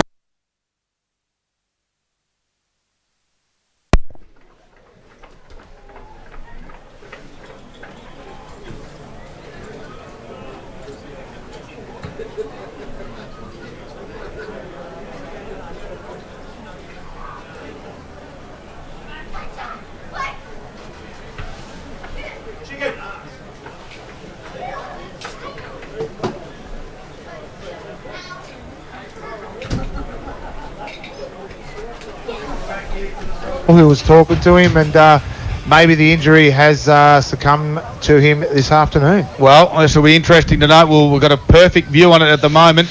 And yep, he's going on. Well, now all of a sudden there's only two on the bench. Yeah. Wow. So John Gooch to the wing as well, and it looks like they're going quite small down forward. So here's the coach Shane Fife making his late entrance. As this third quarter gets underway, we'll keep an eye on where Brad Dessert is as Littman taps it down. No one can really win it, so Littman had to go and get it again, just threw it out, didn't quite see it from the umpire. Seppi had a fresh airy. Now Leslie gets ball to boot and goes forward in the Sale direction. Nicely attacked was Lachlan Reese off half-back for Moe. Gets it towards centre half forward. All numbers, though, favour Sale. Dowse was the one. Quickly gets rid of the football like a hot potato to Hurley. His kick off the side of the boot. It's not going to come off. Moe got 3, make it 4-on-1. Blazer gets it back inside. Over the top of Ainsworth's head. Laverty was there, and he barrels through Sim and then kicks it out to the middle where Geordie Descent fumbles it once. He's had time, fumbles it twice. Still had time. Gave it to Leslie, who dropped it, and it's going to go back. Advantage paid. Blazer puts it into the goal square, all on his own. Tommy Long takes the mark, and the advantage, well, that was costly, but so was the kick into the danger zone. They look a And little bit... Fleming it is down into the goal square. They look a little bit rattled now, Sal. Sorry, it is Long. It's Long, you're right. With those two injuries, perhaps, that they've got, they just rebound footy for Moe, and they got the ball inside quick to Long. So Tommy Long, top of the square, only 15 metres out, puts it through the middle. And that's the way the Lions want to start this quarter. Long gets 2. Yeah, I think that might have just put the stretch out too far there for Sale in regards to... unless they have a miraculous comeback, which I doubt will happen now. Just trying to look how they're lining up as well. It looks like Freeman's the deepest forward. And, there isn't a lot of height down there for Sale. And Tom Long marked and goaled at the 1 minute mark of the third quarter, and then the McDonald's Gippsland scoreboard at the 27-point lead to Moe, who are 5-10-40, Sale 2-1-13. Fife gets back out on the ground and takes up Jacob Wood. As the ball still making its way back to the middle of the ground, so the forward line now for Sale reads Declan Barnett in the goal square. That was their third inside 50 in the minute. Yeah, it went in, out. Why not Gooch the forward? Anyway, we can talk about that in a sec. So they're looking for the extra bulk in the middle as Lippman goes up, tapped it down. Geordie Desson this time quickly gets his boot to ball, goes to half forward, leading the charge out there. Good shepherd by Pearce, allowed Biffin to gather it and kick it to Jacob Wood and drop the chest mark Wood, but he goes again, shuffles it out, and then at ground level is Pearce, wins it, stands up in a tackle from 2 Magpies. He'd be filthy too, Wood. He would be filthy dropping that mark. He's been pretty good today so far. So Lippman and Morrow 5 metres away from the boundary line. They try and keep it in the field of play. Oh, Vince attacked it hard. Kicked off the ground, though, by Mitch Dowse. Gets over the back where Collins had it. Just kicks it inside forward 50. Freeman's got to work with Fleming. He goes the spoil, does Freeman. And taking the tacklers on was Stan Lake, and the umpire said no. As keep an eye on the interchange there, Boxer. Yep. Good effort by Freeman then as well. He was running back with the flight then and just managed to punch it into a really dangerous spot where they've now got this stoppage. So quick, try to get a fresh airy kick there out of the mid-air was Gooch, but Fleming was back and kicked it outside his defensive 50. Scott Van Dyke's been good this afternoon. Goes one way, then back the other. Gives it back to the hands of Fleming, who ran onto this one. Williams goes to ground, lost the footy and handle. Prestige was there as well. Sim handballed out the back to his teammate, who kicked it down the line, and Spencer White doesn't quite take the chest mark. Gooch has to work at ground level as well. White is there, slips over. Laverty jumped on the football and just jumped in the back of Spencer White as well as he was trying to get the football and gave away the free kick. Rain's starting to come down heavy now, Scud. 4 minutes into this second quarter, it's Moe by 27 points, getting the early goal. Bernie Vince snuck to a half forward and Jordan Desson has gone with him. White's kick came inboard to Blazer, and he likes to get up ahead of steam and then thump it inside forward 50. In the front spot there is the ruckman Lippman. Comes to ground, 5 handballs over his shoulder to Geordie Desson, who lost it. Then Sim kicked around his body, bounces at the top of the square. Hurley shuffles it through, rushed it, minor score. Yeah, some good signs here from Moe now. And I just like the way the Blazer, he likes to take that extra ground. That's what we're going to be looking for. Get the ball inside quick, 50. Get your smalls around the ball. 28-point lead to Moe at the 4.5 minute mark of the second quarter. Kick goes to Collins, right in front of the deck this afternoon. He's got no one down the line. He has to wait for the tall targets to come. And chipped over the top. Scud, look out. We've got some food behind you. Oh, well, there you go. Look at Thank you. We did put an SOS call out as well. And if you don't ask, well, you don't know the answer. There's a great smother by Jacob Wood. Inside forward 50. Can Moe capitalise on this one? Vince attacked it hard, got shuffled off the footy. Laverty has it this time. His left foot kick is high. Leslie and Biffin, they got support. Freeman's one of those. Taps it out. Leslie sockers it off the ground. Gets in the hands of Gooch. He tries to don't argue on Stan Lake. He gets his boot to ball. Farrell goes to ground and marks. And goes back at half-back flank. He has been busy today, Farrell, hasn't he? Like, he's taken a lot of marks around the ground. He's been good. He's been the really best good. big man all day. He has been consistent as far as he's been there every quarter and really performed well as it goes down to White. Possibly could have got one for Hurley coming over the back then as he tries to sock it inside 50. and it's just going to trickle over just in front of the deck there, and we'll have another throw in. Tell you what, Traralgon have delivered, boys. Traralgon Football Netball Club. We'll see how many prawns are on in there first now before we make that judgment. It was a high standard set yesterday by the MAFRA, but Traralgon are up to the task. We're looking forward to a big finals campaign. Big being the operative word. Yes. Half-back flank now the ball is at. Good work by Seppi. He was on his backside, ended up standing up with the footy. Kicked it towards White. Had to go down and get it. Got slung around in a tackle and they've given him holding the ball. Well, it's going to go in the way of the big ruckman in Lippman. They'll take the risk and go inboard. He kicked it over the top of McLaren's head. Scott Van Dyke might be the first one to get there. Good shepherd by Wood. Allowed Van Dyke to deliver beautifully to Morrow. Top of the 50. Morrow goes to the goal square. It's 2-on-1. Long at the back. I tell you what, Long's fast becoming my favourite forward. No, it's not Long, I don't think, Daryl. It could be Seppi. Not Seppi. No. It is a gum. Well, I don't care if Long didn't mark it. He's still becoming one of my favourite forwards. 6.5 minutes into this third quarter. Big moment for Monticello's. They've got the first and they've got the second. Tristan Gum gets his first of the afternoon, and the margin's now at the game high 34. Yeah, they're breaking the shackles now, Scud, and I think we spoke about it off air in regards to that quick play that we want to see Moe play. Every time they've done it now this quarter, they've scored, and they've had it inside 50 a number of times as well. And they're kicking to about 15 out, which is a little bit different to what they were doing before. It's now, as Darryl said, a 34-point lead to Murray at the 7-minute mark of the third quarter, with the McDonald Gippsland scoreboard reading Murray 6-11-47 and Sale 2-1-13. Just watch Jacob Wood come from the ground as well, and he's been really important for him, but I think he's a bit of a barometer for the players. Brad Desson comes out with an ice pack on the knee. His day's done. But I think Wood's a real barometer for him as far as he just laid a shepherd from 20 metres away and runs that extra distance to do that as Lippman gets a tap out. But he just seems to be, if he's up and about, so are Moe. Yep, you're exactly right. Lippman quickly gave it across to McLinden. The lights have come on here at the Traralgon Showgrounds. Williams, handballs over the top. Ganane's there. Just had a little fumble, gets around on his left foot. Inside 50. Yep, good work by Van Dyke. This is Jaden Van Dyke. Boys, Brad Desson's day is done. Yep, is all over. Has a heavy ice pack on that left knee. It looks like that PCL again, is it? So the back of the knee. What would make you think that, Boxer? Oh, because it was. Exactly right. Thanks, Daryl, for the ball get. Just Geordie Desson has it on the wing area. McGlinden ducked the head, trying to win the football. Yeah, he was trying to win it off the ground. You can't get him high. Do you think about people's self-esteem when you say things like that? No, not yours. Okay, no. As again, Ganane goes inside 50. Dyer was the one down there. Freeman tapped it towards the boundary line. Boundary throw in. He comes into the game with a PCL. He has ice strapped heavily on the left knee. I'm tipping it's a PCL. Behind the knee? Yes. He's probably sprained a wrist. Paul Carter's in on the act as well, and Boxer's giving him the death stare. As Leslie over the back runs onto this one. Big moment for Monticello's. Misses. Not what I expected from you, Paul. Sorry. Well, we have a minor score, the McDonald's Gippsland scoreboard. It's Sale's first score for the quarter, 2-2-14. They trail by 33 points to the McDonald's Gippsland scoreboard. 6-11-47 is Moe. Kick it in out of fullback. Let's see if this works again. Are the lights on now, Daryl? I wasn't sure whether they were on or not. Australia's most popular barista-made coffee, Only McCafe. I wonder if we get a delivery. I knew you'd do it. We got you yesterday.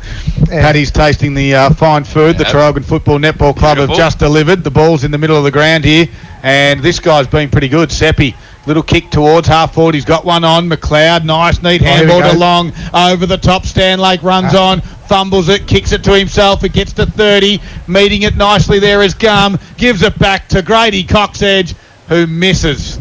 Harry Sim. Harry Sim it is who misses. Taking Murray to 6-12-48.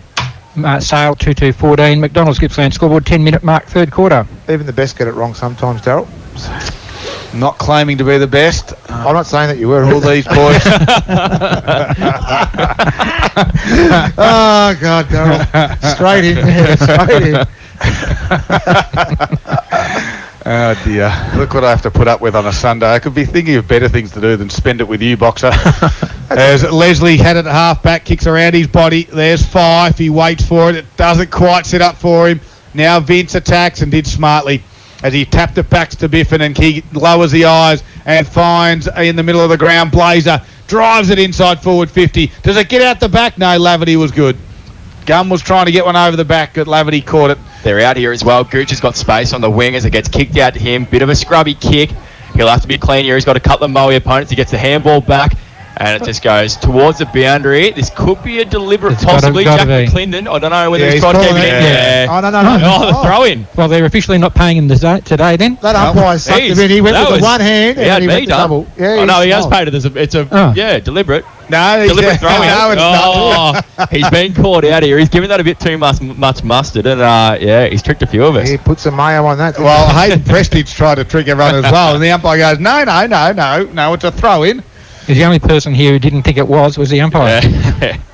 So, boundary throw-in after all that. Margin's 34 points in favour of Moe as they look to progress next week in the prelim. McLaren took on a tackler holding the ball. And the free kick will go to Scott Van Dyke, near side. So Van Dyke will kick down the line. Is it Morrow's going to be the target? Does it get the distance? I think it does easily. Skids out the back, actually, where Farrell was there. He roved it. Goes inboard by hand to Tommy Long. Drives it inside forward 50. 3 on 1, if you don't mind. And Sale's got the 3. Loping after that one is Thacker. Gathers it, gets tackled by Gum, holding the ball, the umpire said. The intent just wasn't there. That, it's a hard one. He did lope after it, and unfortunately he got picked off straight away. And is that, who have we got having a shot for goal as he runs around? Tristan Gum. Tristan Gum, he's been brought back. Tough angle. He's either going to go the right foot check side or run around on the left. You'd back him to go around on the left, as he does. Has a snap on goal and pushes it across the face. And he's missed everything. This is really important now for Moe with players like Gum who have had those few weeks off. He needs that touch. He needs to be running around, making sure that leg is completely 150% for next week. 150%. Yeah, you got to get it right on. Yeah, okay. So right on 100%. No. Okay, you need a little bit better than. Yeah, I want better than that. Better than the best. Yeah, but thanks for making that. Kick goes out. That's okay. Wasn't claiming to be the best. That's all I'm saying. Kick around the body there from Mitch Dowse towards the boundary line. He's still biting at that, eh? He's not happy. Gets over now. Not sure we're friends anymore. Boundary throw in. 13 minutes gone. Have a party point. It's all Moe. 6-12-48. I'll hand it over to you if you like. Sailor 2-2-14. Over to Box Lucchino here on TRFM. Oh, cricket. As we've got a free kick at half forward. It's going to go Moe's way. It's just starting to turn. These are big moments right now for Monticello's because Moe is getting on top, stamping their approval and stamping their mark on this game. They look pretty good at the moment, don't they, Box? They do. It looks a much better quarter than what we've seen in the first half as well, and they've been very, very deliberate in the way they've wanted to come out. Inside 50s, I reckon, would be extremely lopsided. 9-3 this quarter alone. Yep, there you go. 10-3. As it is inside forward 50. Farrell's been able to pick it up and roll around. Going back, Jacob Wood put one hand up and dribble it through. No, he didn't. He thought it went through. He's going to celebrate it like it went through, but it hit the post. He deserved one. That was very well crumbed and a great spot. He's been really good today, Wood, but just nipped the inside of the post. But taking Moe scored a 6-13-49, Sale 2-2-14, 14-minute mark of the third quarter. So Laverty again tries to find a target. Will he come to the near side? Lots of numbers come this direction. He goes towards the deck of Terrelgan, and in the front spot, Tristan Gum marks strongly. It's been good these last 5 or 6 minutes, hasn't he? He has. He didn't do a great deal in the first half, and maybe just looking after that hamstring as he's coming back from the injury. Kicks it inside, top of the 50. Farrell's got the leap at it. Front and square. Well, Moe were lining up for it. They're all in the front spot. Bernard Vince has a snap and hits the post. But we've got a free kick. It's coming back Sale's way. Mitch Dowse. It's a late tackle there by Wood. Yeah. Just held him up. Just looking at when they go inside 50, they've had a couple of set inside 50s here from free kicks and from the mark from Gum there, but they looks like they still want to clean out as much as they can and leave the one or two deep and still try and spread in. And obviously with that one, they brought it to ground and were trying to just spread through and kick the goal. McLaren, after a couple of kicks, they're still inside the defensive 50. The Magpies. McLaren went out wide, and the turnover, no, not quite. Goes back to McLaren by foot. He kicks it out wide again. Long had to become the spoiler. Gets over the back there. Freeman got dumped as he kicked it, and that caused the errant kick to be marked by Tom Fleming across half back, and they can now square it up. And they got numbers. Switch is on. The switch is on. Biffin goes towards Renitz. Gets it out over the top. He's got Pearce on. He'll go there now. Just puts it on Pearce's head. He's got time though. Does Pearce move it quickly? He does. No, he doesn't. Van Dijk's the one. Like a double back here. Inside kicks nicely done to Seppi. Pearce tried to tell Van Dijk to hold back, then he tried to marshal him back to give him some space, so he could be that next one, but just a little bit too close to have that kick. They're going to switch it up again. Seppi went back to Renitz. And they got Biffin over the top at centre half back if he wants to go there. They come back this way. Yeah. They've got the number out. McLeod's out here. So Fleming goes towards Pearce. Now where's Pearce get to McLeod? Pull the trigger. No, touched as it tries to get over the top. And we have a boundary throw in. 16.5 minutes gone. And the margin is 35 points in favour of the Lions. Right idea, just not quite the execution there to finish that one off well. They did well to hold the possession. They had actually gotten out, but just couldn't quite get it over the man on the mark. We did go high risk and just pump the ball into the middle and get that run. It's a hard one. You wonder whether they're trying to maybe do a bit of structured stuff heading into it possibly next week. Dowse got taken over the shoulder, and it's coming back to the half-forward line of Sales. Trying to look at how Sales structured up here. It looks like Freeman deep, and I can't quite tell who else they've got down there. Looks like Geordie Descent's down in the goal square as well. Fife as well. Barnett's down there as well. They go short to Collins. They present to the fat side. It's going to be on top of Geordie Descent's head. He's got a couple to beat, and he's going to get one over the shoulder. So Geordie Descent is a handful, whether he's in the middle or down forward. Reddit's got one over the shoulder. It was a big spoil by Reddit's, but just had the hand on the shoulder as he tried to get up. Clipped him on the way through. Descent's been brilliant today. He can't fold his efforts as he goes back from probably 15 out straight in front and hopefully should chalk this one up.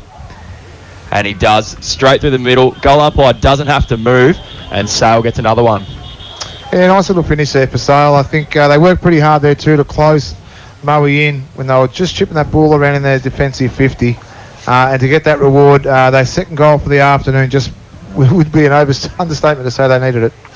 Yeah, the margin in Moe's favour now on 29 points on the McDonald's Gippsland scoreboard. We've played 18 minutes into the third quarter with Moe 6-13-49 leading Sale 3-2-20. My apologies, it was their third goal of the afternoon. Thanks for the heads up on that one, Darryl. Great to have you here in the commentary box this afternoon, Nick. Thanks. Oh, well, very formal there with the Nick. Well, ball's taking a little while to come back in here at Tarragona. 29 points, as Paul just mentioned, is the margin. And Brad Descent, just repeating, has taken no further part in this game. Went off at half-time, didn't come back out. Had an ice pack heavily on his left knee.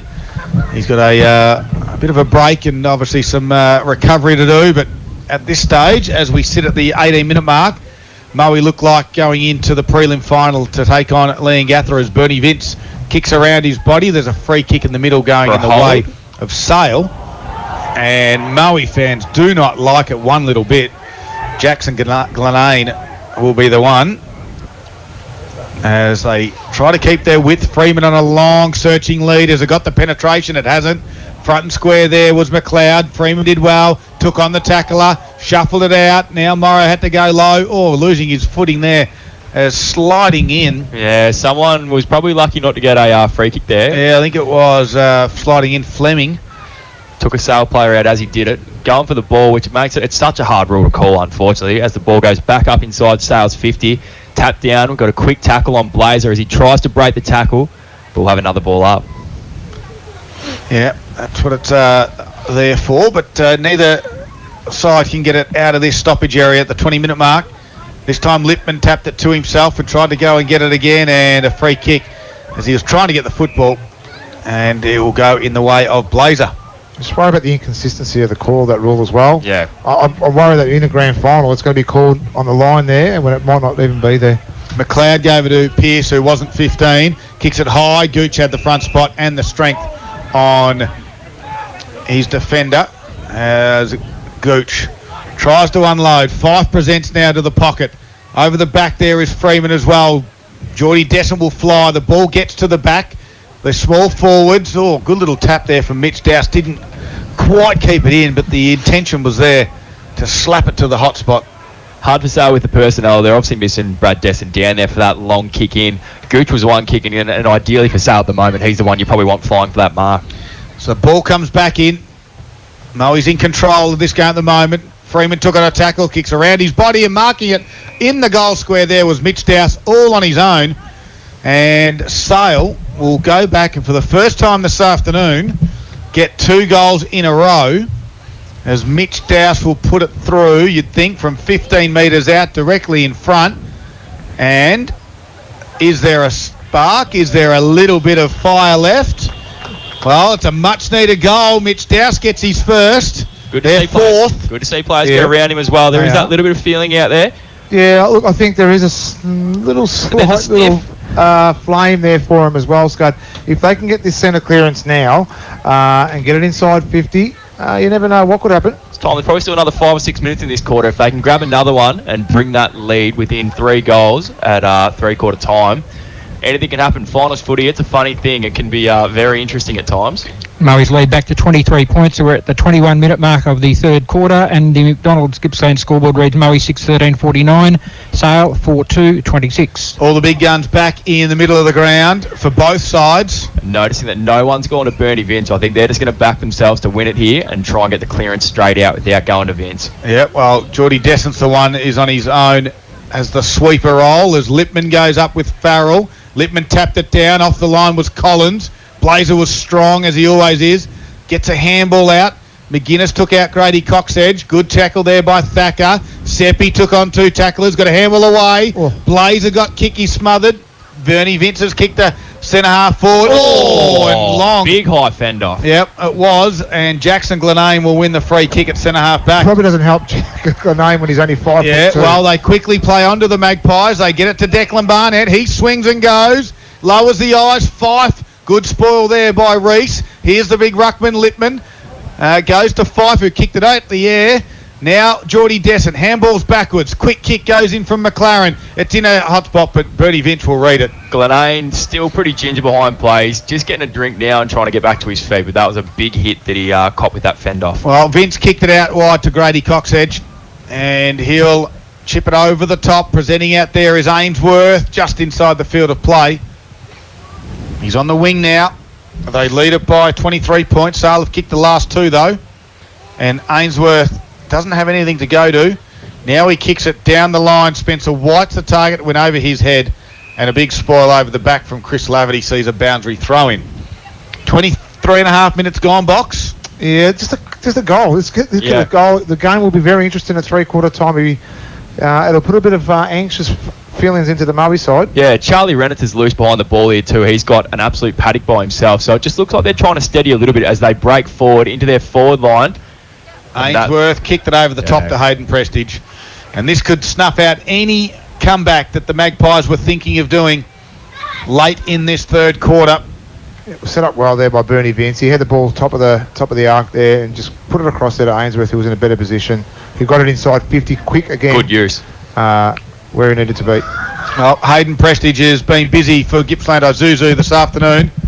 He is inside 50. He'll be kicking from about 40 metres, slide angle, right foot shot on goal. The umpire rocks back and it goes over his head. And if you thought Sale were coming back, Hayden Prestige has other thoughts.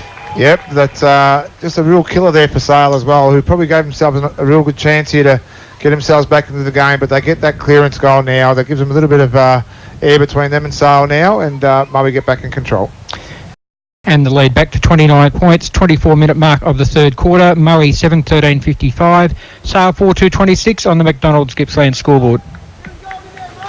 So they're getting encouragement from the sidelines. They need to keep pushing, need to go again.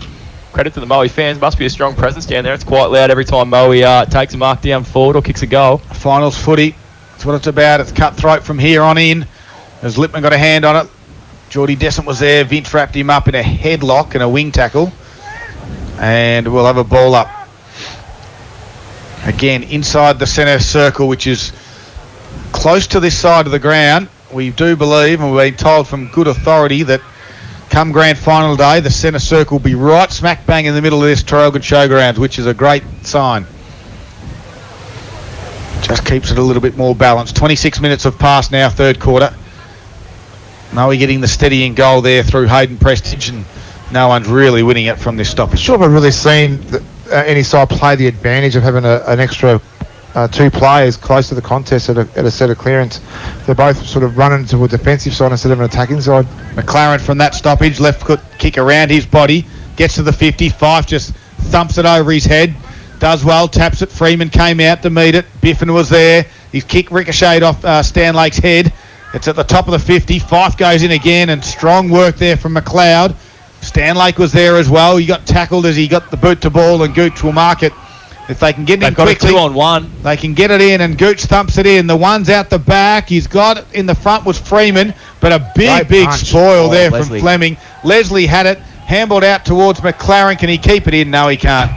Just that little bit of composure. No, and again, it probably comes down to talk as well. Someone needed to let him know he was right, even though that little fumble. But unfortunately, the minute you fumble it, the panic settles in, and a rushed handball heads over the boundary line. Bernie Vince went to him too and said something about that little fumble as Littman tries to tap it out. Good work by Jacob Wood there to kick it towards his great attack by Lavity. He kicks it back inside forward 50 again.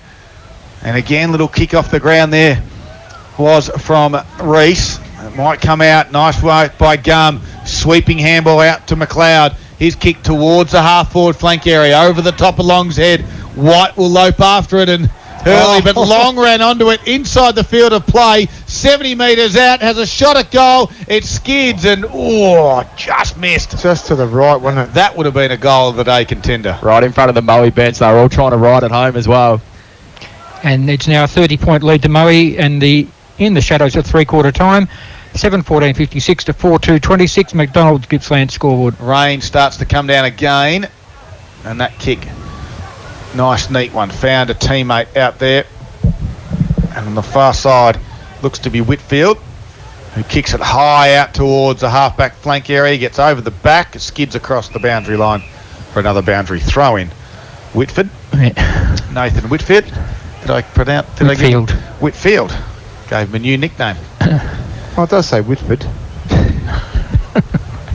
So Littman, big tap, gained 20 metres, but it went straight to Fleming. Kicks it back down the line. Grady Coxedge was there, gave it to Vince. His kick goes inside 50 as well. Out the back. Good spoil there by Dyer. His quick kick relieving pressure, but Vince, no, it was Grady Coxedge out there, couldn't handle it. And rain starting to get a little heavier, and another boundary throw in late in this third quarter. And the margin is 30 points to the Lions, 7:14:56. Sale of 4:2:26. Definitely dull out there. The lights are doing a fair bit of the work as far as making it viewable out there, because it definitely has gotten, this cloud cover's really affected the game. Geordie Desson from the stoppage, handball over the top, bound, gave it backwards to a teammate in McLaren. Left foot high kick. Lavity's there, gets out the back. Freeman tried to shuffle a handball to Collins. There's a free kick going to Freeman, who will quickly take the advantage. He'll kick it over the top. Nicely done to Dowse. And he marks Mitch, as Mitch Dowse will go back and have a shot. 45-degree angle from about 50 metres out from goal. And 29 minutes of this third quarter. Of course, Leongatha sit and wait as Mitch Dowse comes in from about 45, puts it on its way. It's across the face. Moe will try to rush this through, and with a slippery ball, they do. 29-point margin in Moe's favour. 7:14:56 to Sale, 4:3:27. McDonald's Gippsland scoreboard. Heaps better effort from Sale. Yeah, you can't fault it. You can't fault what they've done in regards to, they've been obviously hit with injuries as well, and they really could have given the game up in a sense, but they've kept fighting. Biffin kicks it in from fullback, gets outside 50, kicked off the ground from Fleming. Ball ricochets into the centre square area. Collins grabbed it, went to ground. Morrow tackled him. Then the umpire just let it go for a while. Sale had some numbers, so they kick it back to the top of their 50. But Jacob Woods there just lost a handle on it. McGlinden tried to keep it in, couldn't do so. And again, we'll have a boundary throw in. Not long left this quarter. Sale possibly time for one more score if they can break something out of this boundary throw in, but it's going to be tough. A lot of Moe numbers around the football, and Bernie Vince directing players to get back. Yeah, just trying to get that balance right is Vince, the communicator out there, right on the three-quarter time siren. A little bit of a challenge from the Magpies, but in the end, Moe won the quarter. They kicked 3 goals to 2 and they lead 7 goals 14-56 at three-quarter time. Sale, a 4-3-27. We've got one to go in this first semi-final. The winner will go on and play Lee and Gatha in a prelim next Saturday afternoon at Moe. You're listening to Gippsland Live right here on TRFM, and it's all for Harvey Norman Electrical. Fantastic deals, incredible range. Rush in store today.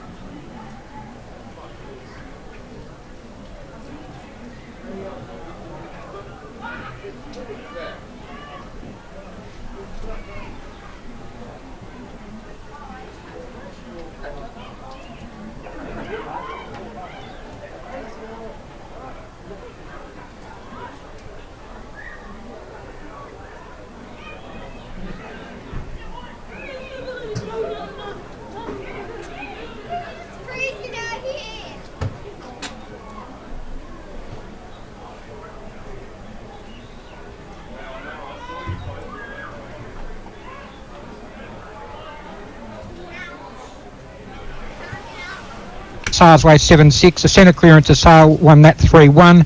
8-5, the free kicks in that quarter, Sales way. And the marks, Murray took 25 to 15, 4 each contested. And marks inside 50, Murray took 3 to 1. Final quarter getting underway here, and it is Moe in full control. Littman tries to lift his Sale team. They slaps it outside that centre area. Van Dyke was good. Gave a handball back to Morrow. Kicks to half forward. Williams and Ainsworth. Ainsworth, it's the young and the old, and Ainsworth sees it go over for a boundary throw-in. Rain a bit more constant now as well. Watching everyone come in from the three-quarter time huddles. There's a lot of hoods up. There's a lot of umbrellas out there as well. I think she's going to be pretty wet this final quarter. Box, anything out of three-quarter time you can report? Yeah, I can see Jackson Glenane is still not on the ground there too. Maybe that knock that he copped in the third quarter is probably a bit more than what we thought. Another slide in under the legs one, and that one's been paid. Yeah, well, Williams. 2 Sale players down, Williams, and that one, that's exactly Williams what it's for, and so's Laverty. So Laverty's still on his haunches. Williams gets up to take his kick or handball. He's hurt too, boys. Laverty or Williams. So Williams kicks it in the end towards Fife direction, and roving that one, tried to get there was McLaren. Just lost a little bit of footing. Laverty's still down back at half-back flank. And the other one that hasn't been back on is Jaden Van Dyke as well, copping that heavy knock. from big Brad Descent in that first half. Laverty back up and walking, looks okay at the moment. Ball goes inside forward 50 for Sale, and a free kick will go in the way of Moe's way, as Declan Barnett was just a little bit over the top with the tackle there on Tyson Biffin. Just interesting to think that if Reece Carter will play today and Kane Martin, what of a difference those two players would have made. Absolutely. Yeah, you could chuck in Hams in there as well, out of that side. Jaden Allison out of that side as well. But they're all hypotheticals, aren't they, Boxer? They are. They definitely are. No use asking the question. 2 minutes into this final quarter. Well, we know they're not injured, so it's just unfortunate. Allison has a hamstring. Apart from Allison. Brad Descent has a knee. As holding the football from that stoppage. I'm pretty sure the two players I was referring McLaren to were Carter and Kane Martin, who have other commitments today. Well said, Nick. Halfback flank is for the Lions. Chip in board goes to Stan Lake. That's okay, Vernon. He turns around and he's skating on really thin ice now. That's you, Boxer. As Stan Lake went out wide towards Van Dyke, the build-up was slow. He kicks it out wide. The presenting target, Spencer White, gets over the back of his head. Williams recovered from that slight little knock before. Sim down there as well, tried to keep it in. Any other key stats for that for the game so far, Paul? Jordan Dessent's leading the way for Sale on 18, 17 to Mitch Dowse for Moe, 21 Jordan Seppi, 20 Bernie Vince. Back into play, over the back there was Wood, tried to get a handball to Seppi, who gave it back to Wood by hand.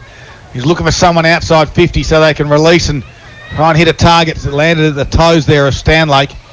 And we'll have another stoppage, this time 60 metres out, just on the edge of the square here in Traralgon. Out of curiosity, Paul, how many has Jacob Wood had? 14 to this stage. He only had 2 that third quarter. Make it 15. Just had a quick handball to Blazer. Kick was smothered. Spencer White tries 2 or 3 kicks off the ground and missed on each occasion. Sim, his kick was partially smothered. Williams was there for the Magpies. Follow up by Sim. Lipman. And the umpire said my ball. So, rain coming down. Moe in control, 7-14-56. They lead by 29 points at the moment. Over Sale, 4-3-27. As a free kick holding the ball, Jack McLaren, who has been good find for the Sale Magpie side. They've got some good young kids coming through. Their season, though, unfortunately, is going to go the way of most likely straight sets, losses, and out of this finals campaign for 2019. Good attack on the footy by the Moe defender there that just unfortunately blew past Shane Fife. Lachlan Reese was the one. Reese, great mark. Kicks it back down towards the top of the 50. Ainsworth couldn't mark it. Second effort was okay. Trying to kick it off the ground there was Coxedge. She's not reckon he's done enough there to hold his spot, young Reese. Yeah. Don't know what's wrong with Braganolo, but he's done very well today. Well, Braganolo is here, so it must be an injury. He wouldn't have been dropped. He's an integral part of that running halfback flank area. And not one of those other commitments that you talk about, Boxer. As Williams kicked it off the ground. Again, he kicks it out towards his defensive 50. Gooch is there as well. As going to ground is McLeod. Taps it back towards Ainsworth. He gets in the handball back towards Wood. His left foot kick doesn't look pretty, but finds the target. And McLeod marks 60 metres from home. No one really presents for the Lions. Now Tommy Long goes. He's looking for the one over the back. And it's Spencer White might run under this one, but it's a drop short in the end. Thacker spoiled it. Gets out to the other side. Dowse there. Mitch tacked it towards the boundary line and the top of the 50. As Scott Van Dyke now gathers it, gets quickly tackled and holds onto it into the field of play. The umpire says my ball. Been impressed with Moe's smaller players today. Jacob Wood's obviously been quite prolific, but the likes of Sim and who was the other one I was looking at before?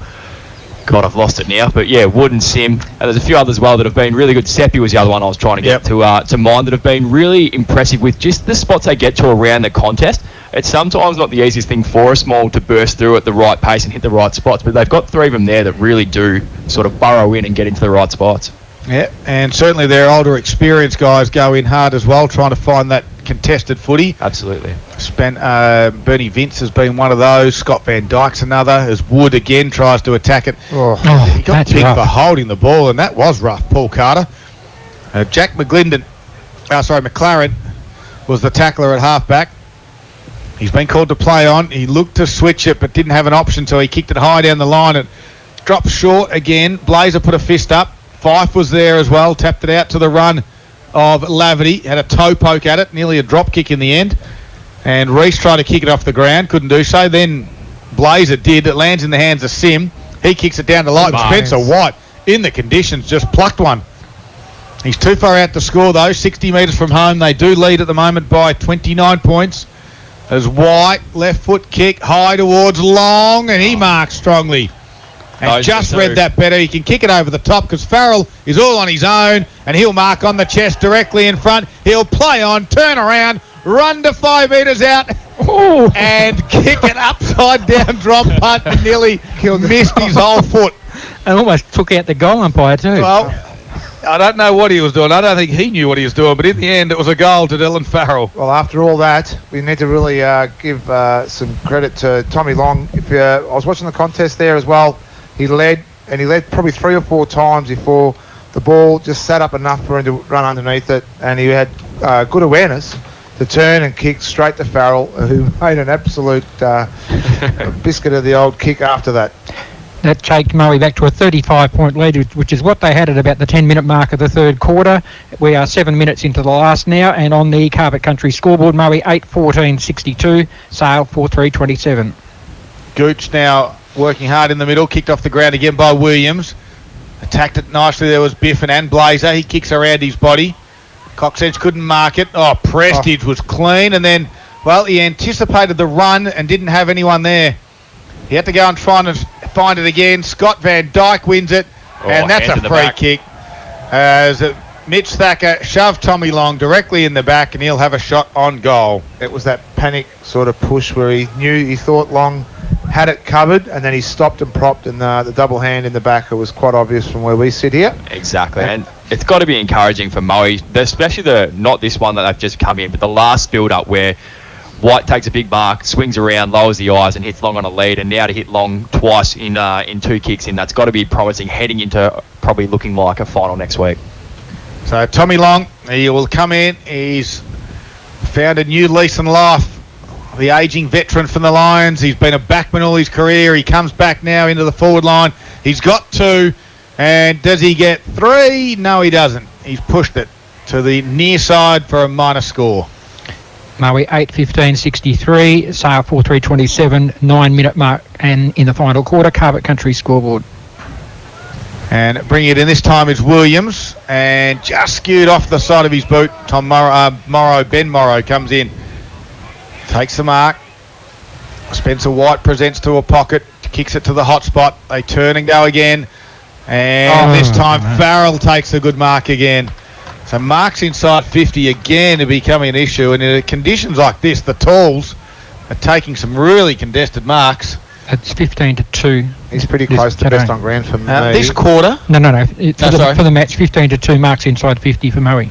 Yeah, okay. 3-3 this quarter. He's had a fantastic day. He's been brilliant. He has. He's directly in front. Dylan Farrell has the 1 goal. He can, such a versatile player for him. He'll be handy next week up against the might of Leongatha, directly in front. Ooh. And he's sprayed it and misses everything on this occasion. Out of bounds on the full. He just laid back on it. He just looked like he lost his time when he come in for that 3rd or 4th step. We gave him a good wrap-up before he had the shot. It's usually what does it. That's exactly right. Poppy's the best at that. Yeah. Whereas out the back, Sale will bring it back into the field of play by Boot. Reese flew. Morrow was there. Nice little sidestep to get around to Sale defender. Tackle. Prestige tried to get around Jack McLaren. We spoke about McLaren before, but he's definitely one for the future for Sale. They'll be making sure they lock him down long term because he's going to be a ripper. Yeah, absolutely. Wood always thinking of ways to get it in the hands of his teammate. Leslie picks it up and runs away and kicks down the line. Getting a hand on it there is Whitford. And we'll have a boundary throw in. Is he part of the junior group, the McLaren? Does he come through the junior ranks? Yeah, he has. Yeah, I'm not sure if he's still actually under 18's age. He could possibly be, or just out of. But yeah, been quite a good junior footballer for him as well. Well, Morrow copped a falcon in the head. Dowse tried to just tap it to a teammate, but Wood was there to try and pick it off. So was McLeod. And over it goes again in front of the change rooms here at the Trogan Showgrounds. It's dark and gloomy now. The lights are on. We've travelled 11 minutes in this last quarter. It's all Moe, 36 points in front. It's sort of fizzed out after half-time as Moe stamped their authority in that third quarter. They sail, though, go forward on this occasion through Laverty. Down to the hot spot, top of the 50 was Whitford. Picking it up, though, was Fleming. His chip little kick, nicely done.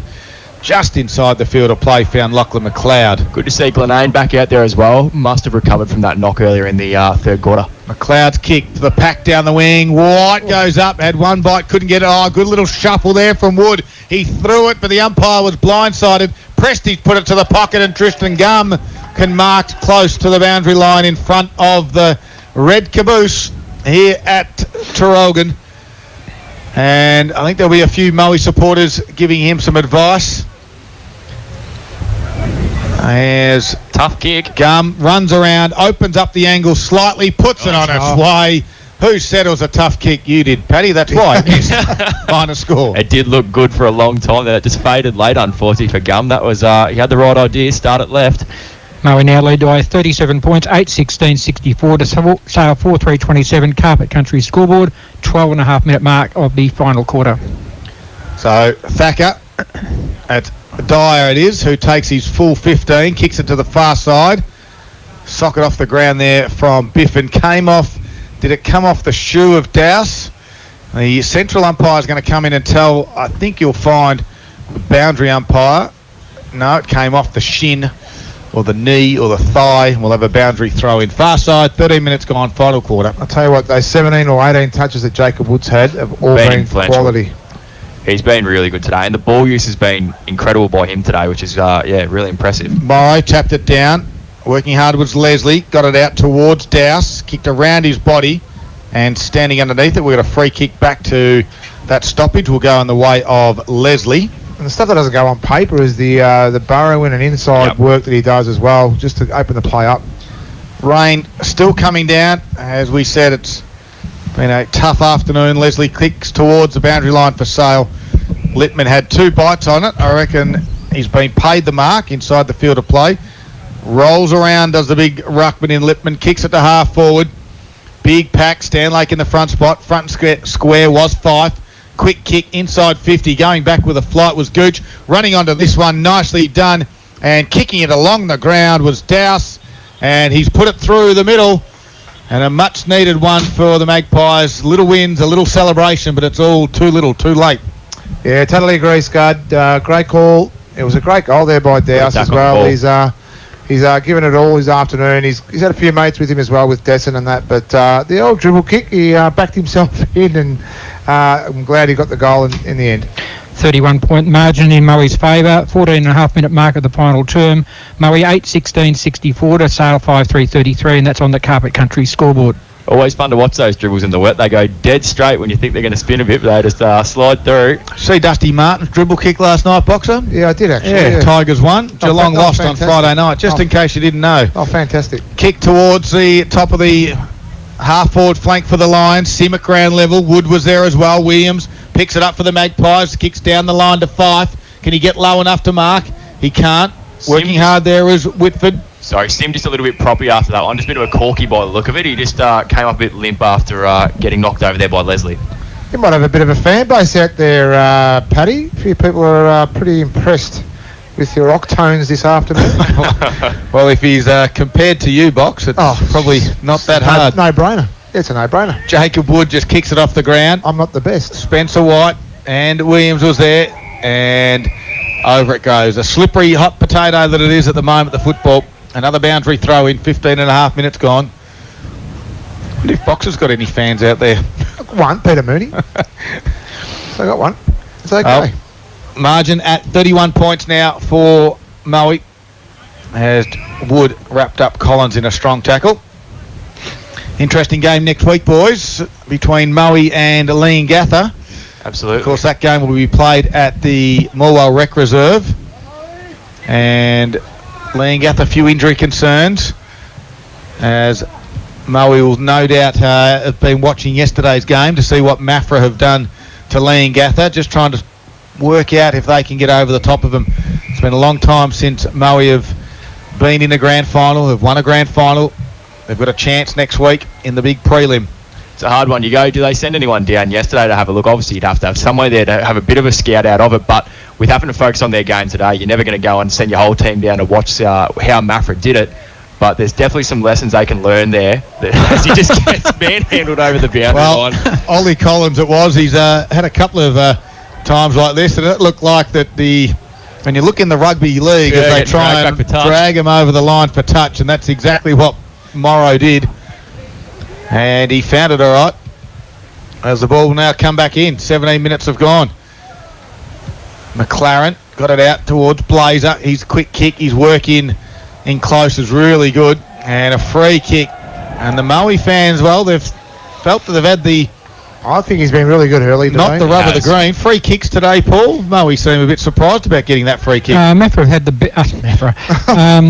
Sale have had the better of them, but it's 4-4 this quarter. Okay. Well, and Collingwood 24-17 up to three-quarter time. Yeah, I didn't think it was one-sided. The fans seem to disagree because they gave the Bronx cheers. The ball gets now to the top of the 50 for the Lions.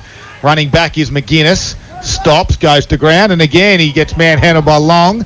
Shuffles it out, kept in by Farrell, gave it back to Long. Has a shot on goal. It's going to skid through. And Tommy Long becomes the game high scorer with 3 goals this afternoon. And Moe on their way to a prelim. They definitely are, Scud, and some excited fans out there from Moe as well. And a great goal by Long. He missed the one that he should have got earlier and then got the one that he shouldn't have got now. So great play there. I'm not sure if he initiated the tackle or not. What are you smiling at now, Daryl? I just love your words, Boxer. That's all. Thank you very much.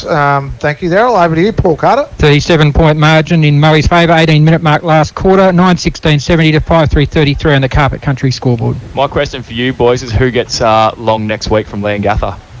Well, we'll get back to that one. Of course, they've got 2 key defenders in Westaway and Baboon. I think Long is one of your key forwards, so I reckon it'll be one of those 2. The other big question will be Spencer White. Williams kick for Sale back here. Goes to half forward. Stanlake runs, gathers it and kicks it back down to half forward. Gum marks, quickly plays on. Found a teammate in Ainsworth. Comes back in board. And Farrell, well, as the rains come down, his hands have got sticky. And he's plucked a few in this last quarter as Farrell goes inside. It's 1-on-1, going back with a flight. Looks to be Gum. He can't get a handle on it. He does now. He tries to get a handball out to a teammate. Lots of Sale numbers. And over the shoulder, Tristan Gum was fighting for the ball, and he's given away a free kick. They gave it for the throw. Sorry, Scott. He did give it for the throw. Barnett gave it to Dowse. Good smother there by Gum. He's working overtime now. A quick rush kick there from Sale. Just lands in the hands of a teammate in Whitford, who kicks it high and upside down, drop punt towards the wing area. Gathering it nicely there was Freeman. Handball's inboard. They got a bit of run. Fife's there. Comes inboard to McLaren. Turns, runs away from Biffin. Delivery inside forward 50. Back with the flight of the ball is Dowse, and he's paid the mark. Nicely done, Mitch. And we'll go back and look to get Sale's 6th goal of the game, but Mitch Dowse is now lining up for 3 goals. It's been good. He's been an option for him. We talked about that earlier, that he was playing that role and being the lead up forward. They sort of took a leaf out of Moe's book there, and he ran up the ground and doubled back and found the right spot. So Mitch Dowse, he got 1 in this last quarter of his 2. He's now got 3 goals. It's not a bad day for Dowse. Unfortunately, it's not enough. It's a really good afternoon for Dowse, and he's had a really good year as well through the midfield, and just a nice little reward there. He'd be pretty disappointed, though, not to continue on for the rest of the year, but a good little finish there. The margin now in Moe's favour, 31 points. We've played 20 minutes into the final quarter. Moe 9-16-70 to Sale 6-3-39 on the Carpet Country scoreboard. And the old dressing gowns have got on to Seppi early on this last quarter, and now Bernard Vince is done for the afternoon as well, I'd reckon. Bernard, stats for the day? Didn't have any this quarter. 20 for the match. Okay, and Lachlan Sim comes out with an ice pack on that right quad. Lachlan Sim does, or? That's Harry, yeah. Pretty sure you said Lachlan, but that's okay. As the ball is back into the middle of the ground, and big hit there by Littman. He gets his ball back. Left foot kick goes to the top of the 50. Can't mark it there. Oh, big clash of bodies through Gooch. Now Laverty has it. Kicks it inside again. Freeman couldn't quite mark it. Fife was back there as well. Quick kick off the ground again. Free kick to Fife. No, not paid. Yeah, he was stiff there. He got dragged off it. And Moe away through Pearce, who misses everything and puts it out of bounds on the full. Ball on the far side of the ground. Rain still falling here. It's a throw-in. I don't think it went quite out in the full, unfortunately, but it's a throw-in as Lippman goes up again and looks for the tap. Gets out over the back. Moe gets the ball out. Woods gets tapped forward. Sale, Glenane. And it's just been in dispute there. Little kick out. And it looks like... Who have we got there? Spencer White gets the hands. Dinky little handball. It's going to come off. Gum gets the hands out. As Moe look to bring it forward. They haven't been able to advance it out of this wing. They flick it back. And a long kick down the line by Ben Morrow. See White, a bit of an unrealistic attempt. Probably stiff not to give away the free kick there. As Zach Hurley gets it over the line. And we'll have another throw-in. Great work there, as we've got a boundary throw in here late in this last quarter. Sale 6-3-39. Moe 9 goals, 16-70. They're going to do what Brisbane couldn't do last night. Poor kicking, but they're going to get the win. It doesn't matter. As Moe are going to be, the fans are going to be super excited about this one into a prelim final. And a red hot shot at this 2019 grand final. Have they got the firepower, boys, to go one further? I think they have. It just depends on how they recover from today. They've only got a short break, obviously the 1 day less than what Leongatha had as well. So we'll just see how they get prepared this week. Oh, handball from Laverty. Now rain starts to get really heavy. We don't want the ground to be cut up too much. We've got a couple of big games coming up here at the showgrounds over the next few weeks. Tom Fleming marks it for Moe in the defensive 50. Scott, do you think the Terrelgan committee want to run out now and just peg off the centre ground? I reckon they might even be running to the timekeeper's box just to push the siren. She's really coming down. Yep, 23 minutes have gone. The results not in doubt. Nah. Push the siren. Sale will go forward again. It'll be tough to see. It's a big pack inside forward 50. Spoilt there from Morrow. Ground level was quickly kicked. That one was from Leslie. Comes back out good though, mark. and that is a good mark in the conditions. Jacob Wood again at the back of the pack. Yeah. Dylan Farrell. He's been brilliant. He has been great in this last quarter and last half. He goes short inboard. Well, it's good to see Jaden Van Dyke out there. He hasn't had. He's been on and off today. Hopefully he'll be right for next week. His kick though missed the target. Picking it up there, trying to pick it up was Freeman. He does, and then gets tackled by Fleming. He got a boot away, but Jacob Wood swooped on it, gave it quickly to McLeod. He chips it over the top to Prestige, who marks on his chest. Gum presents, ignored. And now he goes, Prestige, in that direction of Gum. He has to get low. Lost his footing and slipped over. And we've got a boundary throw in. But this is Jacob Wood weather, Yep. and 9 disposals this quarter. Yeah, wow. And wouldn't be surprised if he wins this stoppage. Watch this one. He's on his own. He's lurking at the back. It's going to skid over. Prestige is there. Good pickup. Nicely done by McGlinden. He's got no one in the middle of the ground, so he just kicks it there anyway.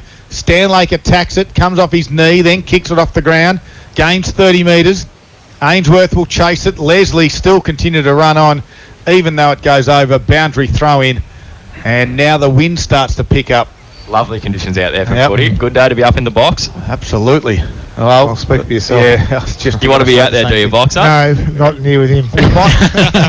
What we might do is we might get a interview out in the ground afterwards. We might send you out there, Boxer. If we can, we'll get that wireless mic working. 25 minutes have gone. Moe still in comfortable 31-point margin range. And Coxedge will take the mark for the Lions. Slows things up. Surely not too long to go. I haven't had too many goals kicked in this final quarter. 4 goals, couple of stoppages. Kick goes inside 50. White flew early, couldn't mark it. Handball comes back to Hurley. He kicks around his body, back to Coxedge area. Gathers it, goes back inside 50 again. Farrell will mark this one, surely. No, he got spoiled just at the last minute. Prestige kicks it to a hot spot. Tommy Long, 1, 2, 3, 4, 5 bites. That will do it. Playing in front in these conditions, just real simple stuff. You don't have to keep it too hard. So Tommy Long's got 3. Good output from the first Absolutely. couple of weeks of finals. If he kicked this one, 9 goals in 2 games, a great output for him. Comes in, tight angle, puts it on its way, and he's missed everything. He's another one of our build-ups. Well, and the ball just trickles over the back, and everyone's covered under the bar out there, and no one's moving to go and get Brave the football. young kid. He's raced out the back there. There's one of them, not too sure why he's at the bar anyway, but 26 minutes have gone. And he's gone to get the footy. He comes back, pops up out of the back, drop punt kick, comes back in. Beautiful kick by the youngster. Well, you can tell this game's all done and dusted. We're commentating the spectators in their possessions. Credit to the young tacker. He's in shorts as well. That's an impressive effort in itself. Most young kids can't feel anything, except that one at half-time that caught one. As the ball skidded on and hit him in the nether region. 31-point margin in favour of Moe, and we're going to boundary throw in as Williams and McLeod start to take a swim. 27 and a half minutes gone. We're going to look forward to the prelim next week. It's going to be a big one. Ball comes back in. Lipman taps it down. Where's Wood? There he is. Tackles McLaren. And Williams will see it over for a boundary throw-in. After the final siren, of course, we'll get an interview out of the Moe Lions rooms. We'll have a chat to one of their better players today as they progress to this big prelim final in the TRFM Gippsland League. Hopefully you've enjoyed your Sunday afternoon, whatever it might have been. Thanks for your company here on TRFM. Things are winding down in this final quarter, boys. They definitely are, Scud, and just with Dylan Farrell, if he kicks those couple of goals as well that he missed, he would have topped off a great afternoon. Yeah, he would have had best on ground conversations pretty well wrapped up. But there's been a few from Moe that have been really good today, and a few from Sale that have battled all day in the likes of Descent and a few others. So, yeah, it's still a tough conversation, but they've had some good stats, Paul. We can finish the quarter right now. Jack Lippman's had 12, 12, 12, and now 12. So perfect. Well, blow the siren now. Well, let's have a look at the 28 and a half minutes. He's going to take this ruck, duties. Morrow, yes, Morrow got it. Comes to ground. Freeman gave it to the runner, McLaren. He kicks a barrel inside forward 50 on the top of Geordie Descent's head. Rennet was happy to see it skid over the back and a boundary throw in. Lippman's there we go. Away. We got it. The siren sounds and the Moe Lions supporters are extremely happy, and as they should be. A very comfortable 31-point victory in the end. They're into a prelim final. Moe, 9 goals, 16-70, have defeated Sale 6-3, 39. And Sale goes straight sets out of this final series. I've had a couple of injury concerns over the last few weeks. Brad Descent tried to play today, only got through a half of football. But it was all Moe. Goal scorers, Tommy Long's been great as he's gone up forward. Spencer White was another one who was very much a target for them coming through the middle. We got the experience in the midfield now. They help out the likes of Jacob Wood and James Blazer. The added sort of depth they've got through Lachlan McLeod and Jordan Seppi, and of course Bernie Vince has helped this Moe side get into a prelim final. We're going to go to a break. We'll wrap it up here. The Gippsland Live post-game show will be coming up for you after the break. We'll go through all the key stats, as we said, and we'll get one of the players from the Moe Lions room. You're listening to Gippsland Live right here on TRFM. That's all for Harvey Norman Electrical. Fantastic deals